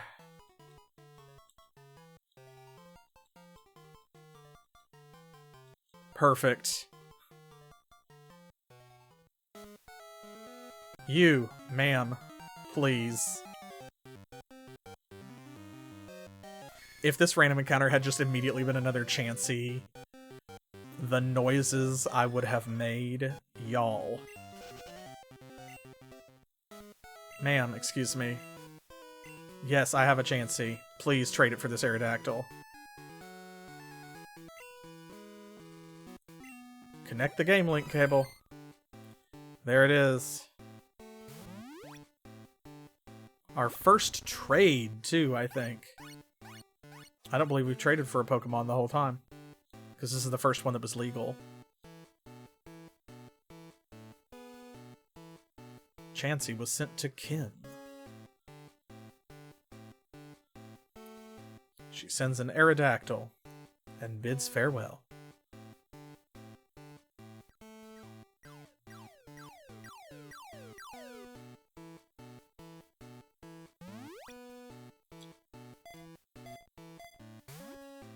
There it is. She's here. We sure did. Wow, thank you. I always wanted Chansey. You're so welcome. Oh my gosh, its name is Aroy. It makes me think of Aloy from Horizon Zero Dawn. Okay, this one's a dude. It's holding a gold berry. It's got wing attack, agility, bite, supersonic. That's not terrible. Its stats are middling, I guess, but not bad. Could be worse. Okay, the point is that now we have it, and we can subsequently mark it off the list. Oh, that's a relief. Oh my goodness gracious. Huh, that's an interesting idea, because Chansey, of course, are the classic nurse Pokemon that you see at the centers, because they are, like, tough healer Pokemon, so, I don't know. Maybe. It's an interesting thought, because, I mean, they have to be trained somewhere, right? What do you mean box is full? Your box is full. What, 20 of 20? 4 of 20. Oh, because we're on that one. Oh, Lord. Okay. It's alright, we want to save. I was like, wait a second. But I forgot we actually had to change boxes before, so... Phew! Alright, now we have to change back.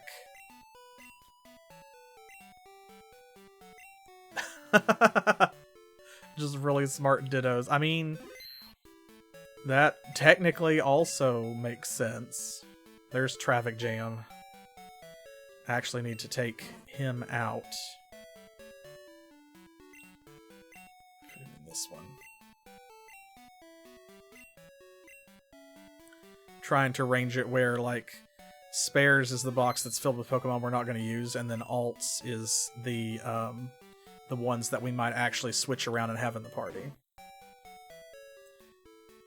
He comes with leftovers. I might need to take those off. Okay, good. So far, that looks correct.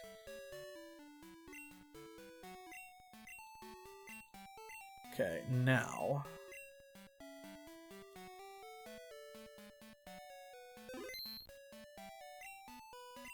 need to...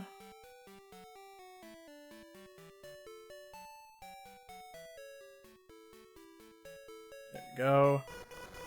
Gotta get Frizz back out because she has all of our water HM moves. Oh my goodness. Okay. Alright, so let's mark that off the list.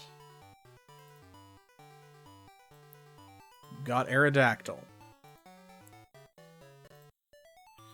Alright, so let's see here. What's next? Let's do Mr. Mime, because we actually need... Oh, that's 21. Oh, we can't get there yet. Okay. Not yet. We do need a psychic type. I mean, we're going to use a Lugia, but Mr. Mime is the only other psychic type we can get besides Unknown. Okay, well, let's see. Where's Route 12? That is... over there. Okay, so... Let's go get us a Quillfish.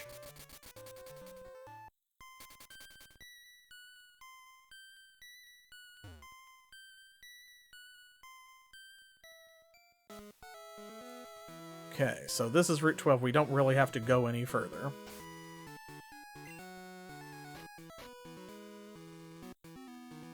So where's the Super Rod? Here we go.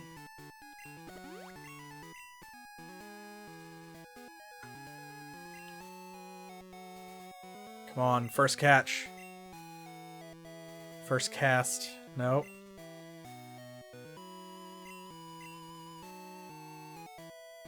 Ah, come on, yes.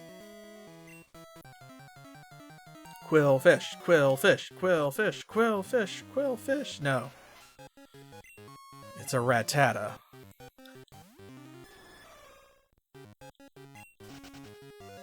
Boo, boo this tentacle.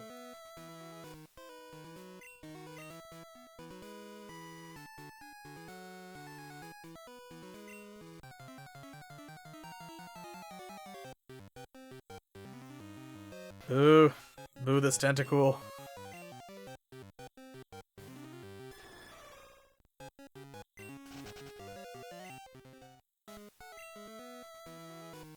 Apparently you can catch them on Route 32 as well. But if you want to use the good rod, they have to be swarming. But you can use the super rod, so you can catch them on the Johto side.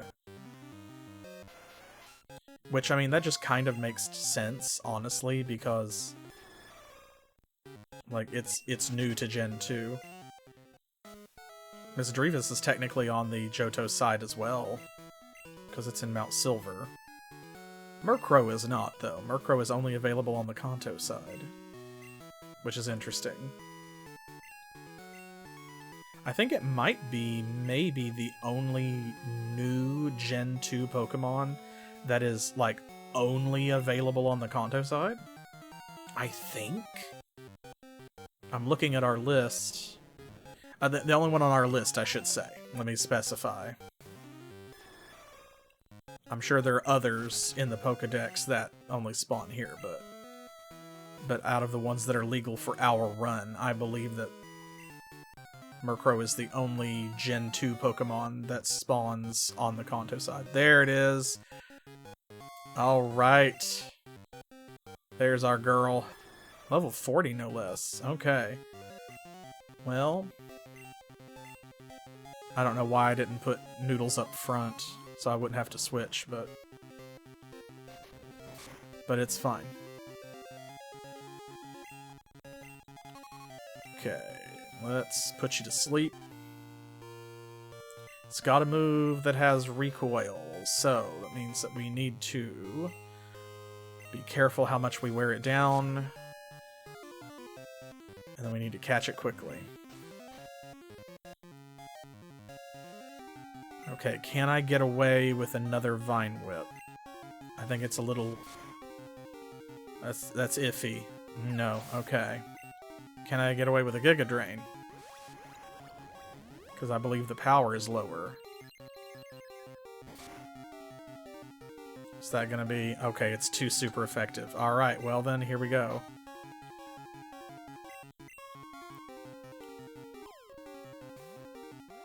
Just gonna have to hope. I believe in the heart of the ball.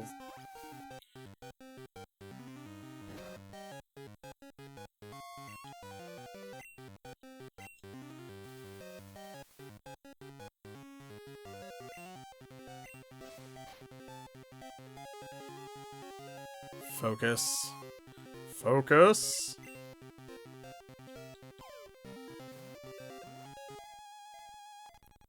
Come on, stay in there. Oh, come on. Come on, I know you can do it. You want to come home with us? It's the only poison type that's legal for the challenge run, so... Even though I know, like, we're not probably ever going to use this Qwilfish, but... You never know. It could come up.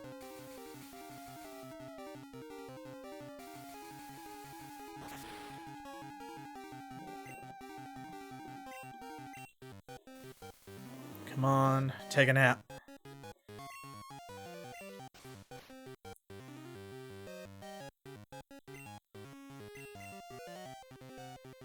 Get in the ball. Get in the ball. Stay there. Boo. Boo this Qwilfish. She's a fighter. That's good. That's what we need for our team.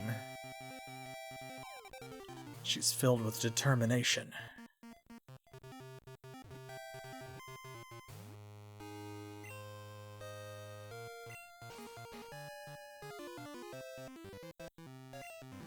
Come on. It's so funny because Qwilfish is obviously like a pufferfish Pokemon. And pufferfish are so, like, not aggressive. And Qwilfish are, like, so mean.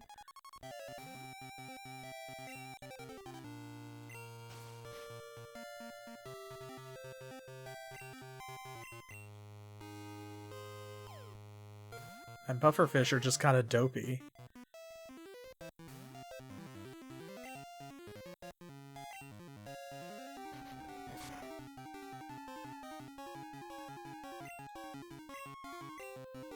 I won't mind, actually, if it wants to do that a couple of more times. Because the fewer hit points it has, the more that its catch rate goes up, so... If it wants to hit itself with recoil, that's fine. As long as it doesn't knock itself out. Man, why all these Pokemon get such low catch rates? Wounded, asleep, outmatched, underleveled.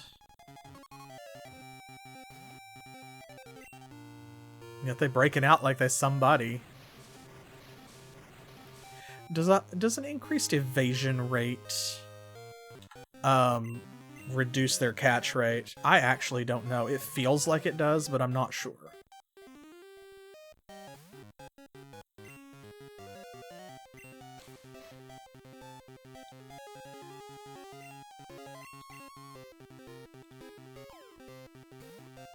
Come on.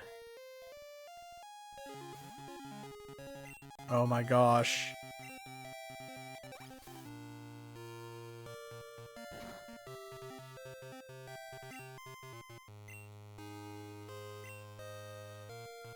Oop. Both missed.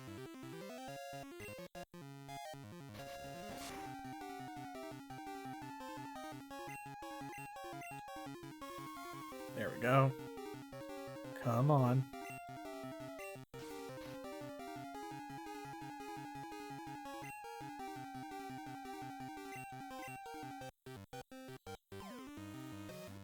Come on.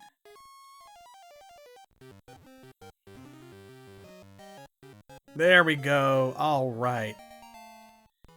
Phew. We got it.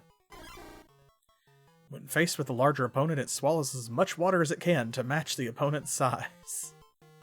What are we going to call this Qwilfish?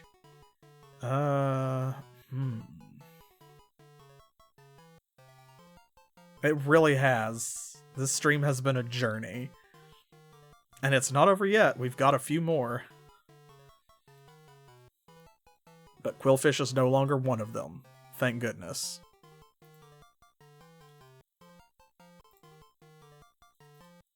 Pokeminch?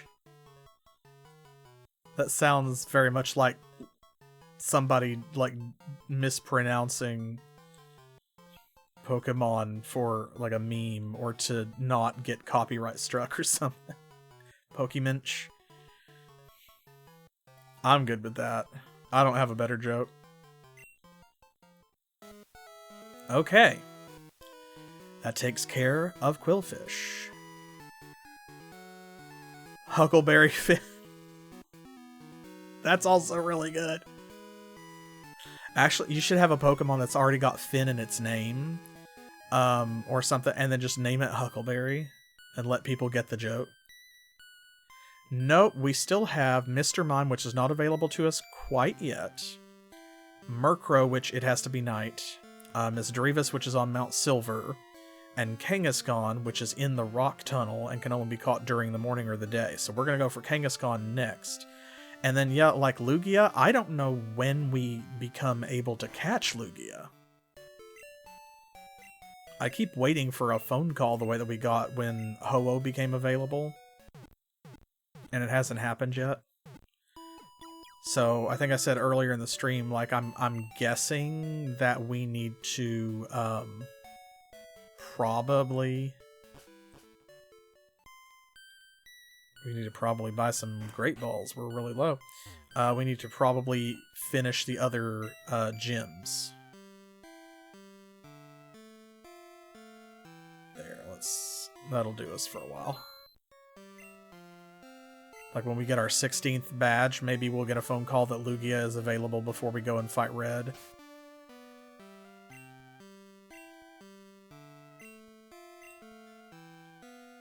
Okay, so Kangaskhan.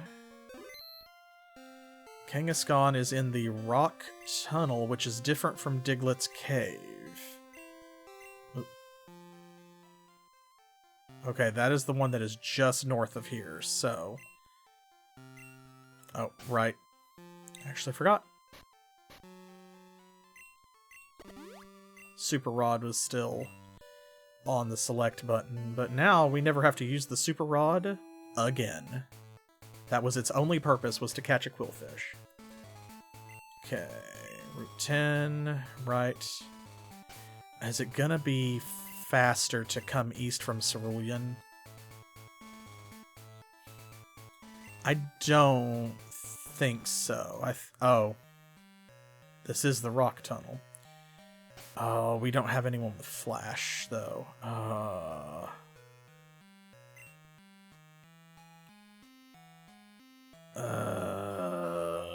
Okay.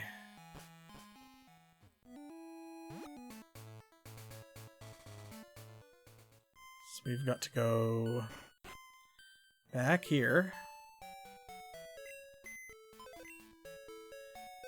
Bill's PC.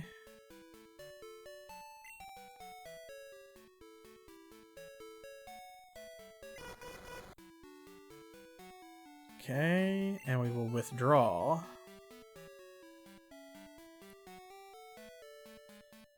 Oh, actually, wait a minute. We're in the wrong box. I'm glad that I did that. Okay, so we need to go back down here. We're going to put Pokeminch in the alts box. And then switch back and get Frizz.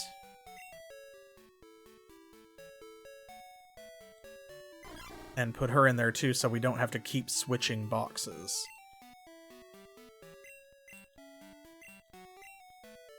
There we go. Yeah, it's kind of hasn't it, in a weird way. We keep coming back to Lavender Town for stuff.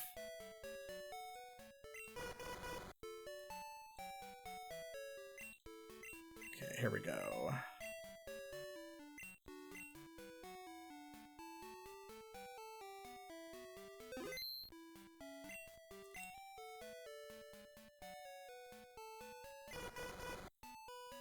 Go. Alright. And withdraw. And we need Crispy Bob back in play. Temporarily. We'll dust off Entei so that he can light the way. This way.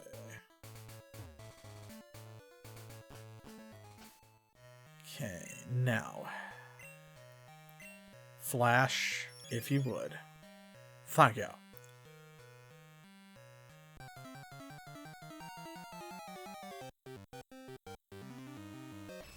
Not you.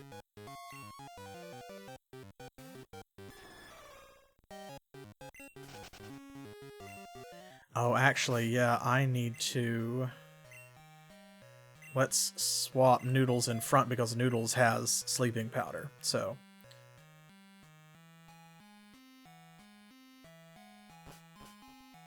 Okay, so this should be B1.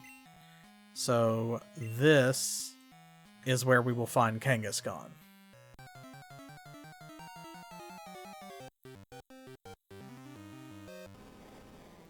I don't know what Kangaskhan's spawn rate is, so I have no idea how long it will take to find it.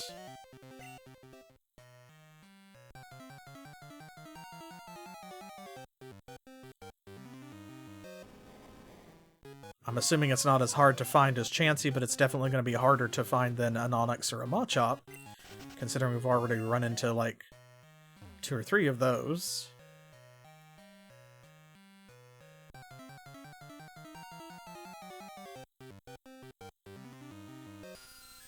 Definitely going to be harder to find than a Zubat.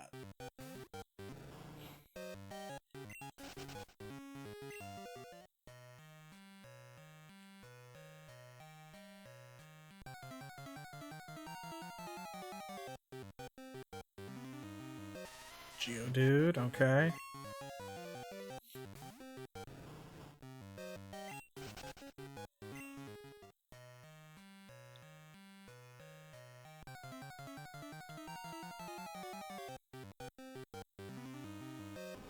Onyx.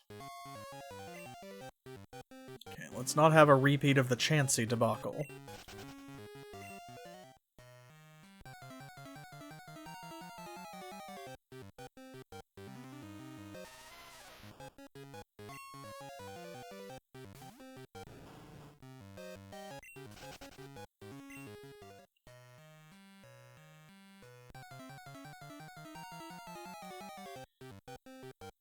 Right, yep. That's what I have in my notes, and it is daytime, thankfully, so...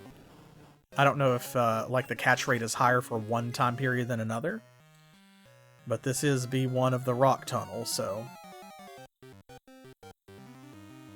Okay, that's the change that they did for Crystal, so it's not available at night. 5% chance. Okay, hey, well, that's more than Chansey and Dunsparce. Less than Stantler. Of course, Chansey has drastically skewed the curve. So it's very easy to say, like, it'll probably be somewhere between Chansey and Stantler, like that's how long it will take us to find one. Aww. Cubone. I love Cubone. Farewell. I guess he's an uncommon spawn down here too.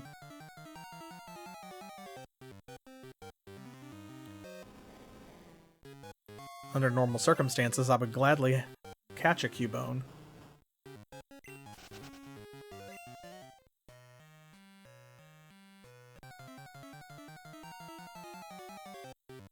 You know, maybe that's one of the... Oh, here we go. Good, good, good.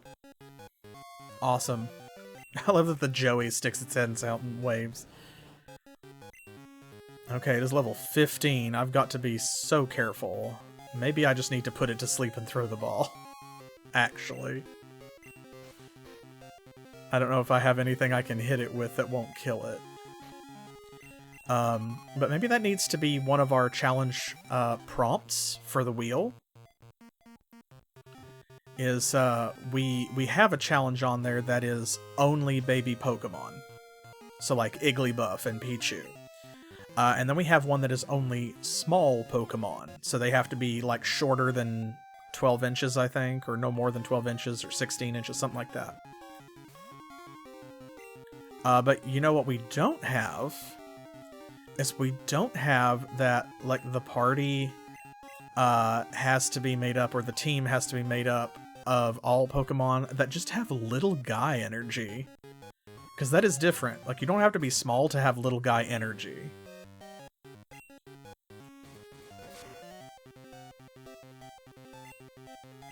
And the reason I mention it is because Cubone definitely has little guy energy. Marowak less so. And that's what makes some of these challenge prompts interesting, is because I feel like there's an argument for, okay, you can use Cubone, but Marowak isn't legal. Because Marowak is like badass. So you can have a Cubone, but you can't evolve it, because it no longer, if you let it evolve, it stops being legal for the run. And that would nicely contrast, on the wheel also, we have Goblin Pokemon. So it has to be Pokemon that just have strong Gremlin energy.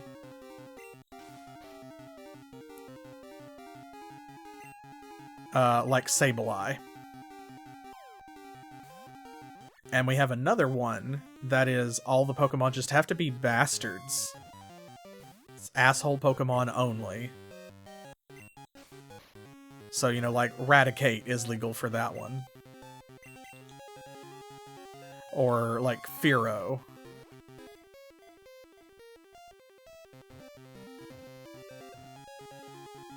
There we go, nice. Or what's the dark and grass-type cactus Pokemon? Like, that one would work for that team. To avoid crushing the baby it carries in its pouch, it always sleeps standing up. How considerate. But yeah, so that would be a nice balance to that, as we need one that's like just little guy energy. What are we calling Kangaskhan?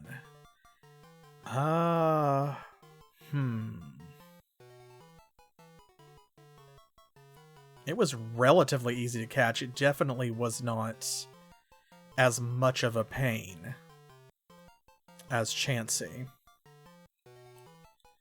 Something with Mama in it. What about just... What if it is just this? What if it's just Big Mama?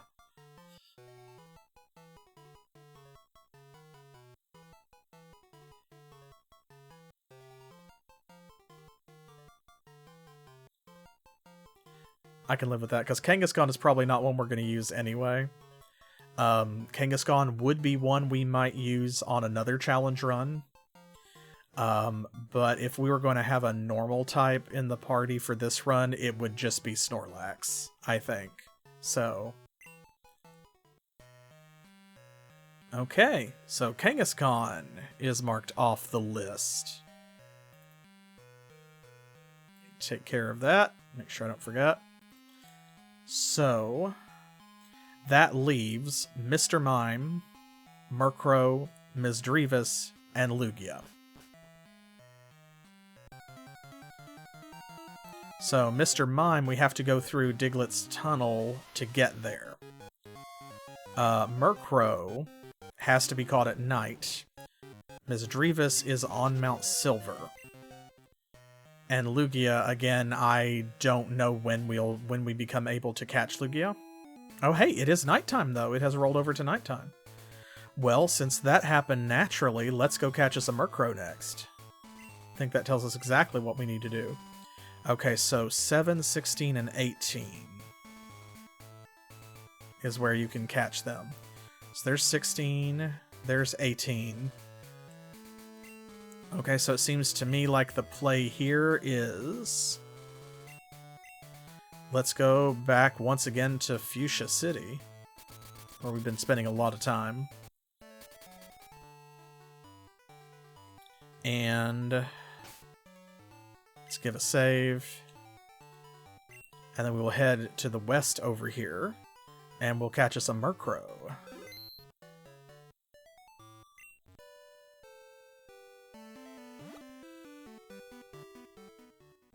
Okay, here we are, Route 18. So right here, I'm guessing. Probably doesn't really matter. As long as it's nighttime and it is on this route. Oh, a bird keeper. Great. With my grass type out. Okay, well, we have a solution to that. Here, listen, I don't have to deal with you.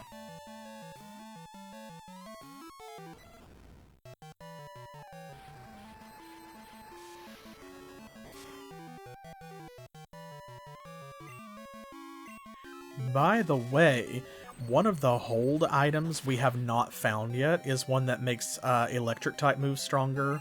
Is there one of those in Gen 2? And if so, where would I get it? You mean notorious low, or notoriously low catch rate, like it's gonna be hard. Fair enough. Thank you for the heads up.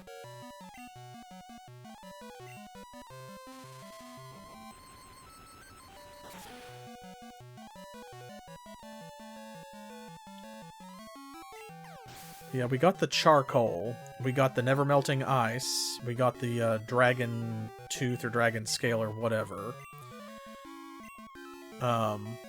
We got the hard stone, which I need to give to Aerodactyl, actually, probably. But we haven't found the thing that makes water attacks stronger. We haven't found one for flying type attacks. We haven't found one for electric. I would love to have those going into the red fight. Oh, it's Dana again. Okay, well, I'm happy for you and your Psyduck. I'm glad you're doing well. But I'm busy, and that could have been a text.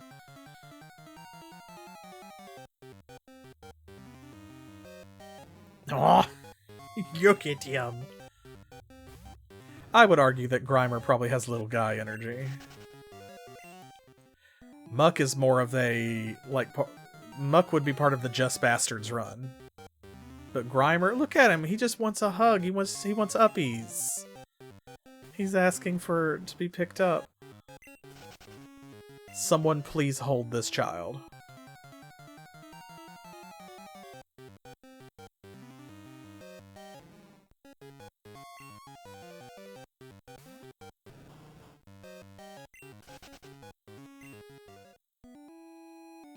I bet Grimer gives terrible hugs.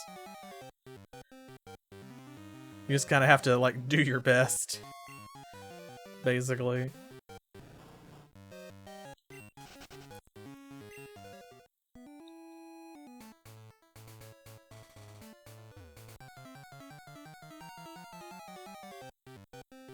Come on, Murkrow.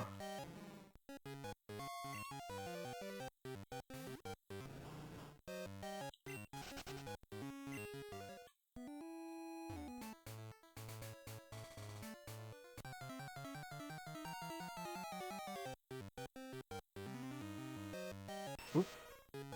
Yeah, see, Muck, not so much the little guy energy.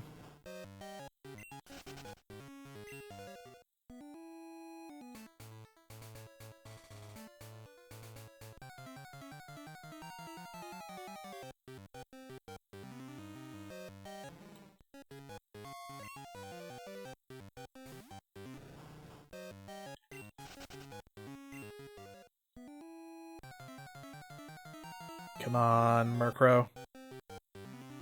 So does Murkrow have a low spawn rate, or just a really low catch rate?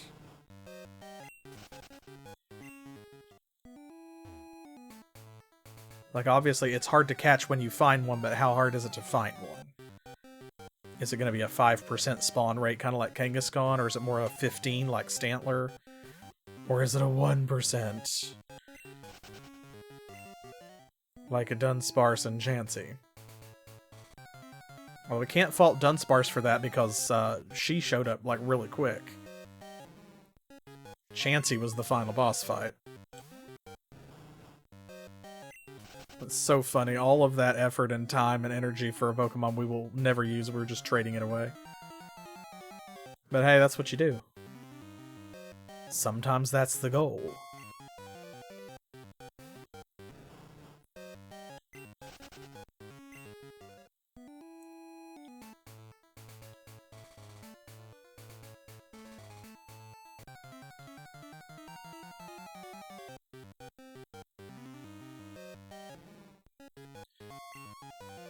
Anytime.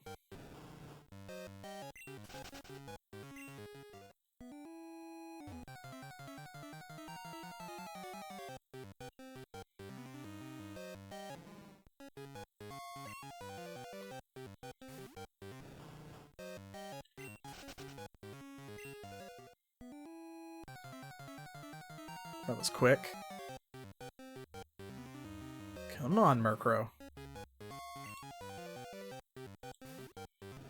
To be fair to our Sneasel, we have not bothered to level it up very much, but it didn't seem very good, and part of that is because it came with, like, no Ice-type moves, and I think maybe no Dark-type moves.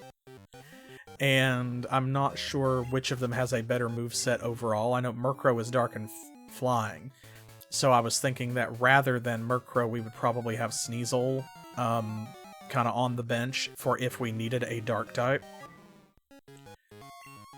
Because that way we would get Dark and Ice both on the team, so we could also call on Sneasel if we needed an Ice-type Pokemon for some reason. Versus, like, putting Lapras back in.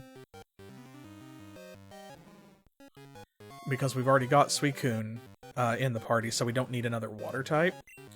And by the same logic, my thought was Sneasel might be better than Murkrow because we don't need another Flying-type, because we're going to have Ho-Oh and Lugia, regardless of anything else that's in the party. So a third of our team is made up of Flying types already, so the last thing that we need is to create more vulnerability that way. And we wouldn't be using it for the Flying type, we would be using it for the Dark, so therefore we would get more use out of Sneasel because we would be using it twice as much, hypothetically, you know, as Murkrow. Because Murkrow would only one of its types matters. But I don't know. After looking at Sneasel, I'm like, is that the case, though? Not sure. So, I don't know. Murkrow may wind up on the bench with Lapras.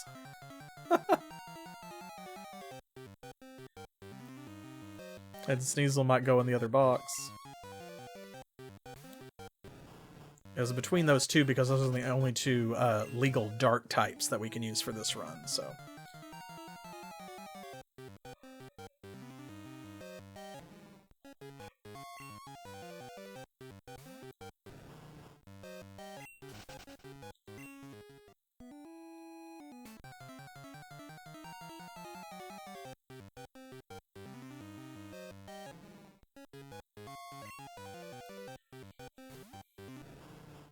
Imagine you run into one of these bird keeper trainers like this one standing over here that we just fought. And they're like, feel the power of my bird Pokemon, you know, and they throw out a Doduo or a Pidgeot. And you're just like, okay. And you drop all of your Pokeballs, and it's like Ho-Oh, Lugia, Articuno, Moltres, Zapdos. And I don't know. What's another really good bird Pokemon? Is Lugia actually a bird, by the way? I don't know. Its face doesn't look like a bird's face. But I think they have referred to it as such.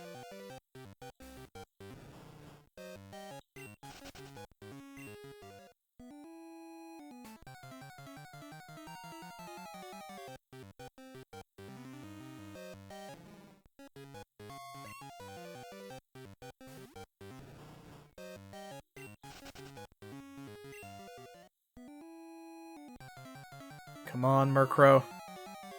I know you're out there. I believe in you.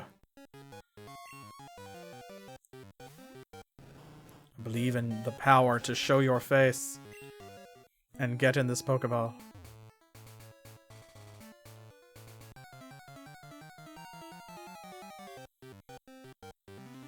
I believe that you, Murkrow, can accept rides from strangers.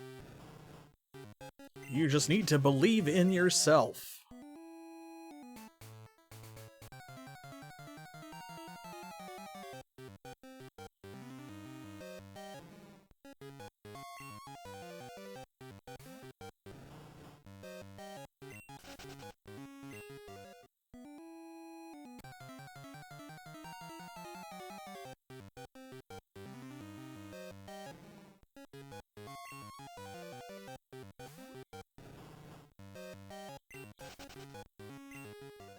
I feel so bad about Grimer. There's so many Grimers.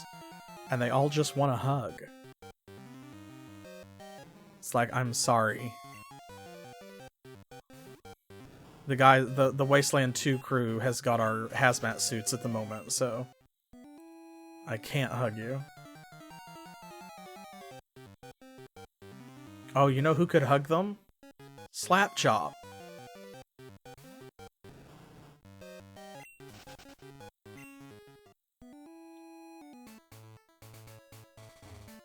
Poison types are immune to poison, or steel types are immune to poison.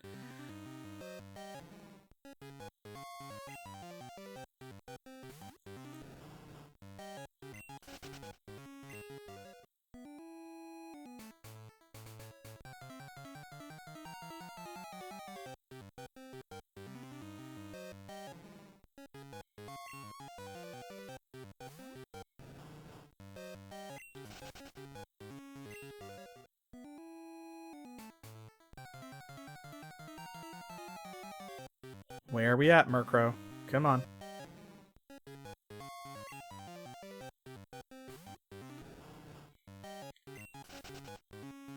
It's starting to get like Chansey. I'm starting to wonder if they're actually here.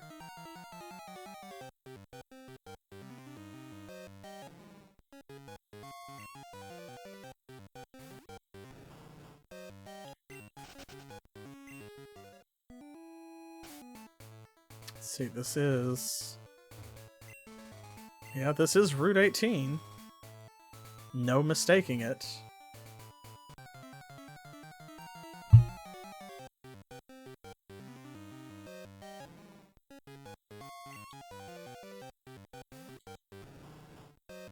You ever feel like sometimes you have to fake the game out? Like it's not doing what you want, so you're like, oh well, I guess I'll just give up over here and do this other thing then instead of the thing I was trying to do. And you're like slowly fake walking away from the thing, like waiting for the RNG to give you what you want. Like that's gonna help.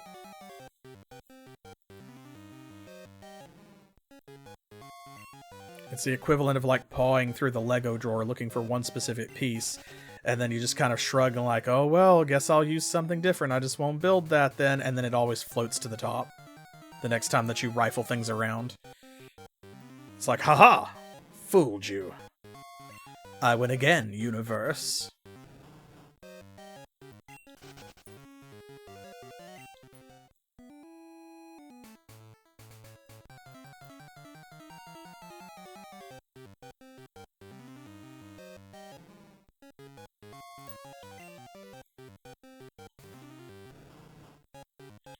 Man, this Murkrow just not happening. It's too early to complain, though, because Chansey took, what, an hour? Like an actual hour.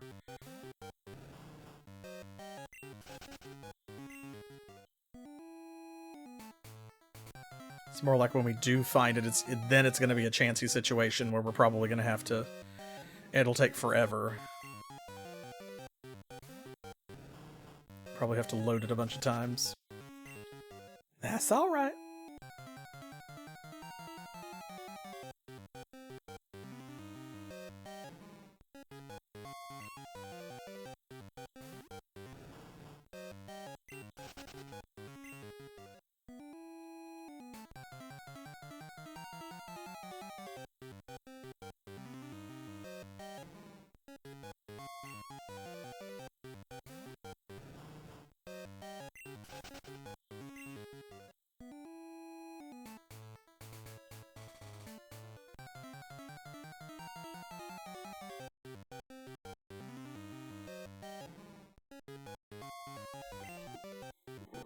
Where is the bird? We are on Route 18. Show me the bird.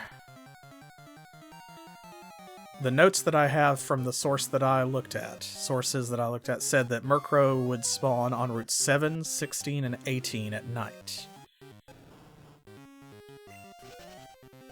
I'm starting to wonder if that was correct, at least about Route 18.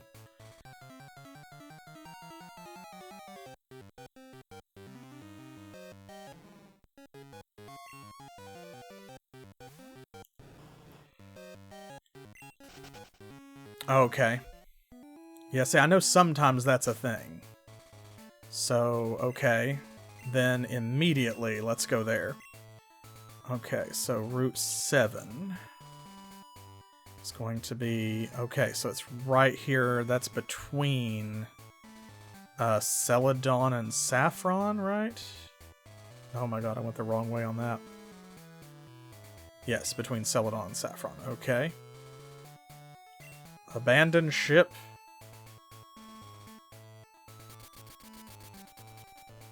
Let's duck over to Celadon real quick. We are Route 7. Okay. Perfect.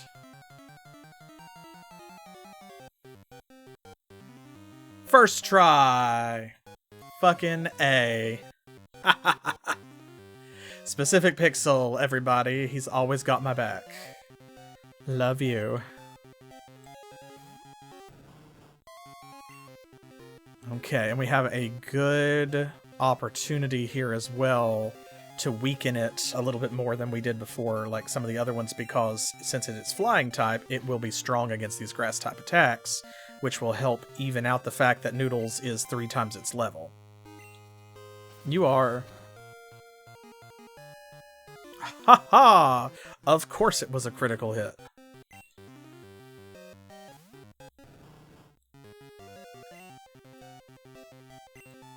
Try again. It's always a critical when you don't want it to be. Ah, okay. It's not going to matter, I don't think. Let's try Giga Drain, because I'm pretty sure that, like, power-wise, it is weaker than Vine Whip. Is that also going to be too strong? Oh yeah, that bar went down way too fast. Okay. Alright, well then.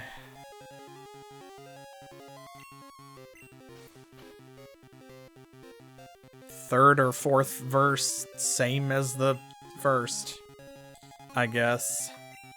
Here we go. Full health, asleep, Great Ball. No!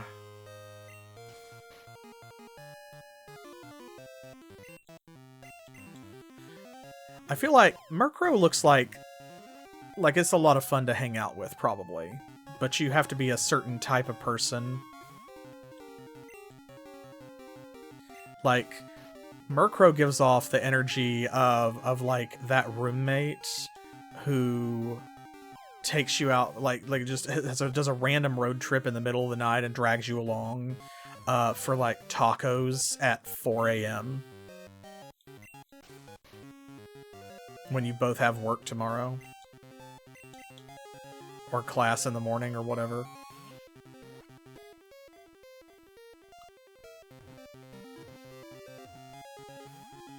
It's like you're always glad that you hung out, but the next day it is always kind of like you might as well have a hangover because of the way it went down or whatever happened. You were just out too late.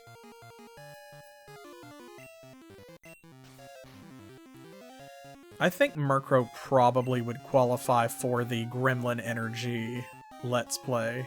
Don't y'all? Murkrow gives off some Gremlin energy.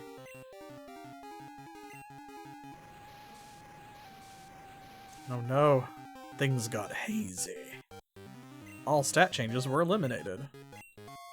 That's fine. I didn't change my stats. Did you change yours?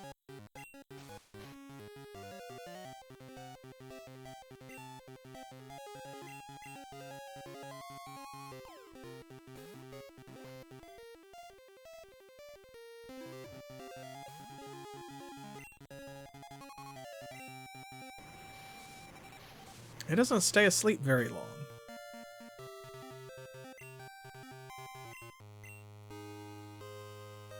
Uh-oh.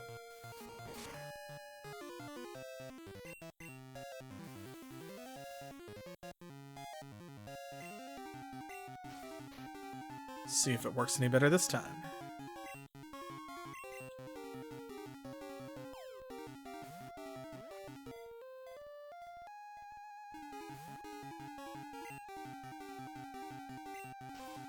Come on.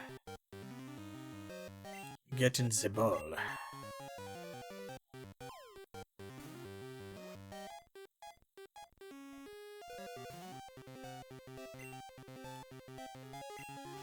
I thought it was gonna wake up again.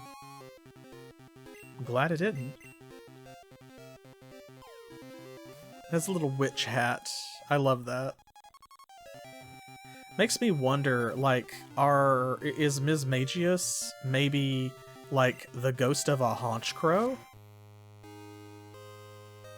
Perhaps? Because we all know, like, I'm pretty sure it's canon that Gengar is the ghost of a Clefairy, or a Clefable.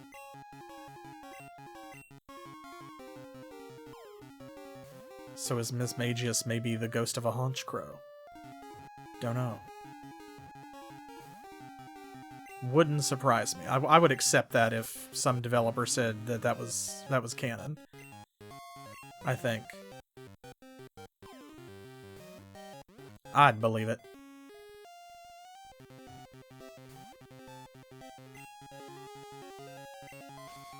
Come on, Murkrow.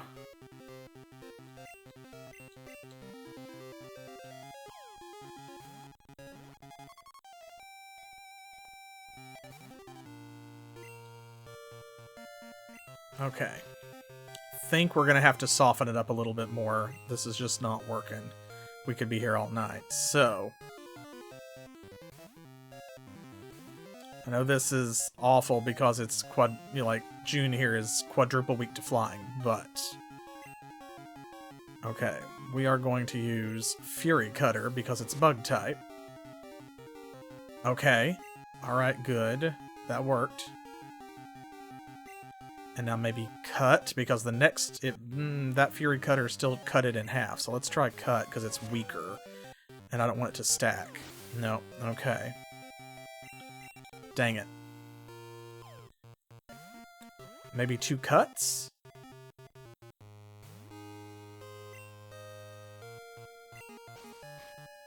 Let's try that. Because I don't think it has any way to heal.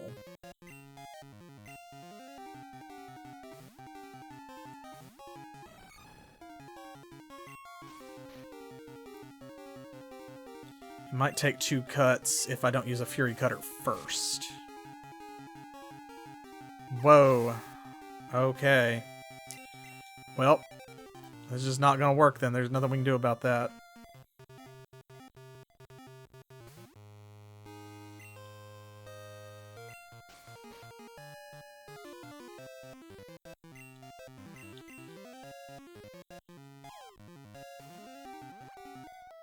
Come on.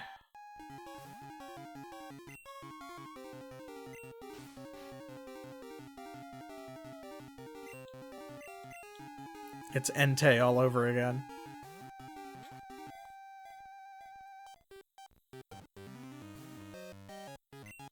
It's gotten close a couple of times.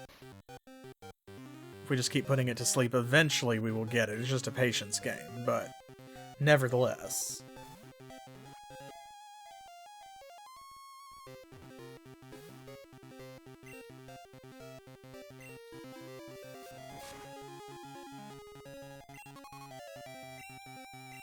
Sleep powder.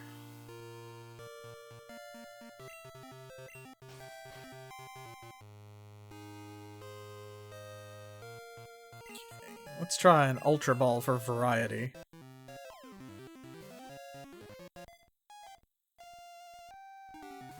I'm not even gonna pretend.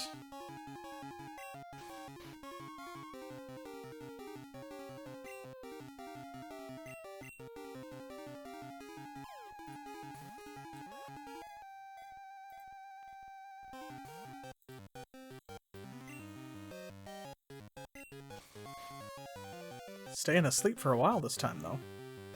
That's good, at least.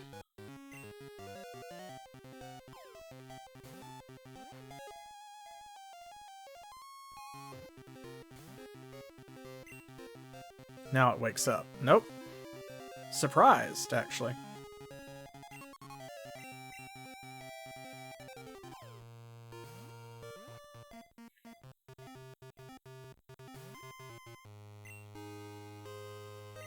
There it is. Oh no.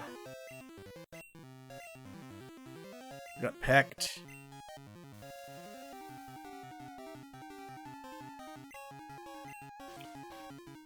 If I thought it would help, I would use poison powder and risk it getting, like, at really low health, but I don't think that the boost from having the Pokemon at low health outweighs the doubling it from putting it to sleep.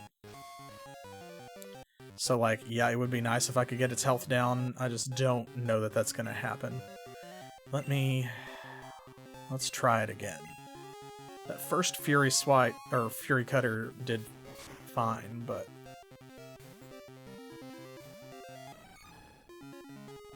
So let's see, if I do a Fury Cutter... Okay, that got in the yellow that time.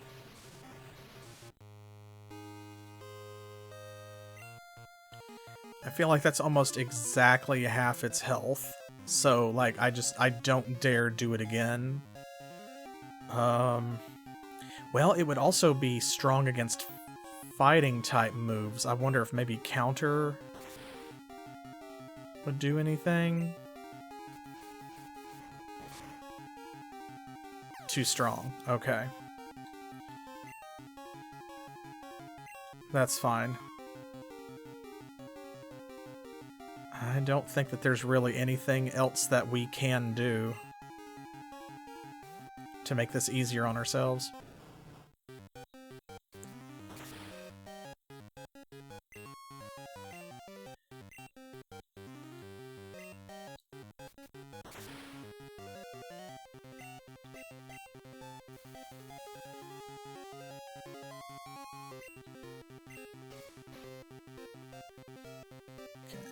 Hopefully that will help at least a little bit.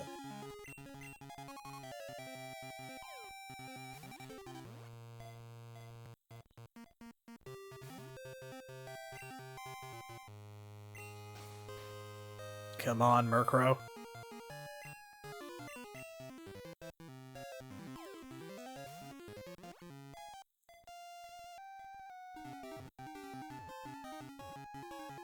There we go. Alright. That did help. Okay. It hides any shiny object it finds in a secret location. Me too. Murkrow and Meowth loot one another's stashes. Specific Pixel, these are your Pokemon. What are we gonna call Murkrow?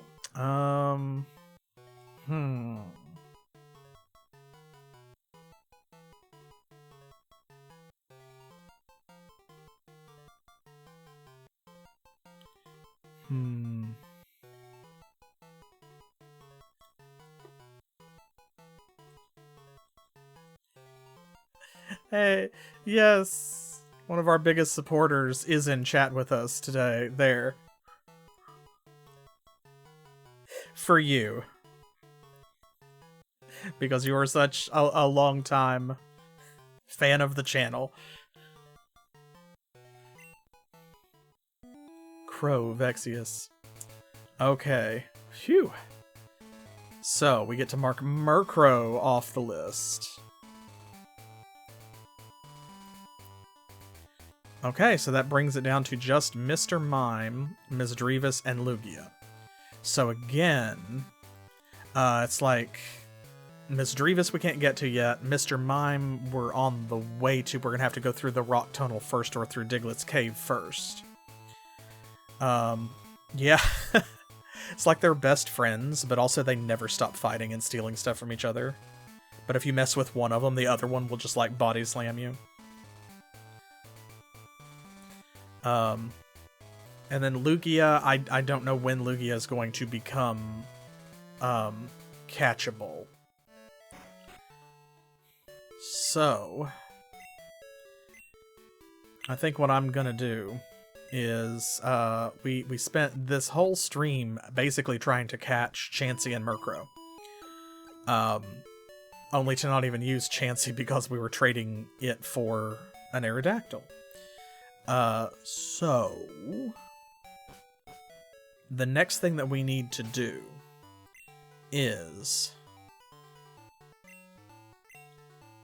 we have to head back to Diglett's Tunnel, because that is how we are going to get over to Pewter City and so on the western side of things.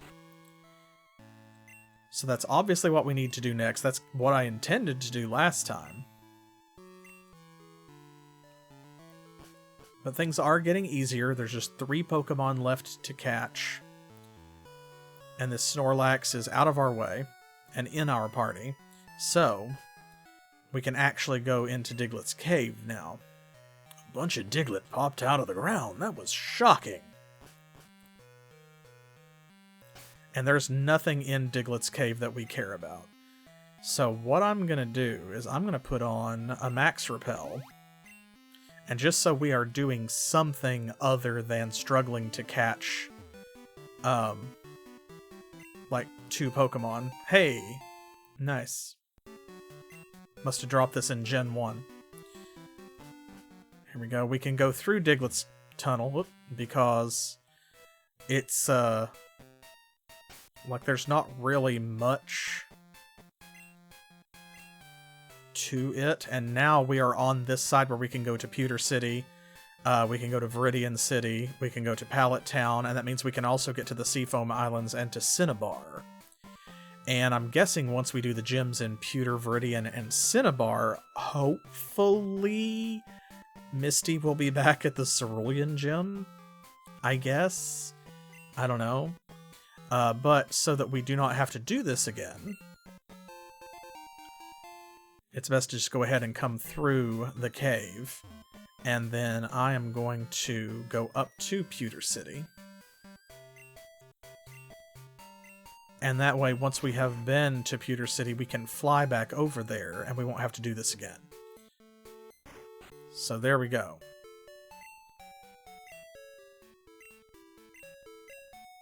I think I just healed them, but that's fine. It's like doubling down and make sure that the game knows we have been to Pewter City. Okay, good. So that makes things much easier, because I was wondering how we were going to get over here, and I had just completely... I wasn't thinking about Diglett's cave. So I'm going to go ahead and I'm going to call it here, because, like, dang. What a, you know, what a long stream to basically just catch a couple of Pokemon.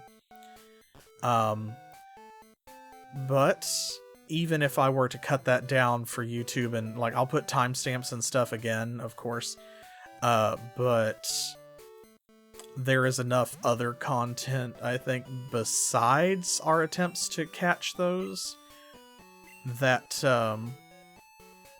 you know, I don't want to just cut it down to basically nothing and then tack it on to another video. So that might mean we have one extra episode of Pokémon Crystal. So I'm going to call it here for tonight for this one, but I will be back next Thursday at 7 p.m. Eastern Time, which is New York and Miami time here in the US.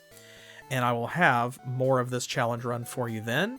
And since there are only 3 Pokemon left to catch, that means that we're going to focus on gyms next time for sure. That is what we are doing. We'll do those first next time, and that way if it takes a long time to catch Mr. Mime or Miss Drevis or Lugia, it'll be okay. But I'm hoping to go through Pewter, Viridian, and Cinnabar, and then Cerulean, and maybe be able to go back to the Whirl Islands and get Lugia, and then we'll go to Mount Silver. Miss Drevis will probably be our last Pokemon that we catch, I'm guessing. It depends on what order they give us access to Lugia in. And then we will fight Red, and we might finish it next time. We'll see. It probably depends more on how long it takes to catch these Pokemon than it does on how difficult these gym fights are. We'll see. And I can't wait to see. So hopefully I will see you on Saturday for the conclusion of Arcanum of Steamworks and Magic Obscura. We'll finish that patron request and be moving on to Icewind Dale 2, the Enhanced Edition. I'll be back on Monday with more Wasteland 2, and Specific Pixel will be rejoining me on the 24th, which is the Monday after that, with a new series, Mystic Heroes.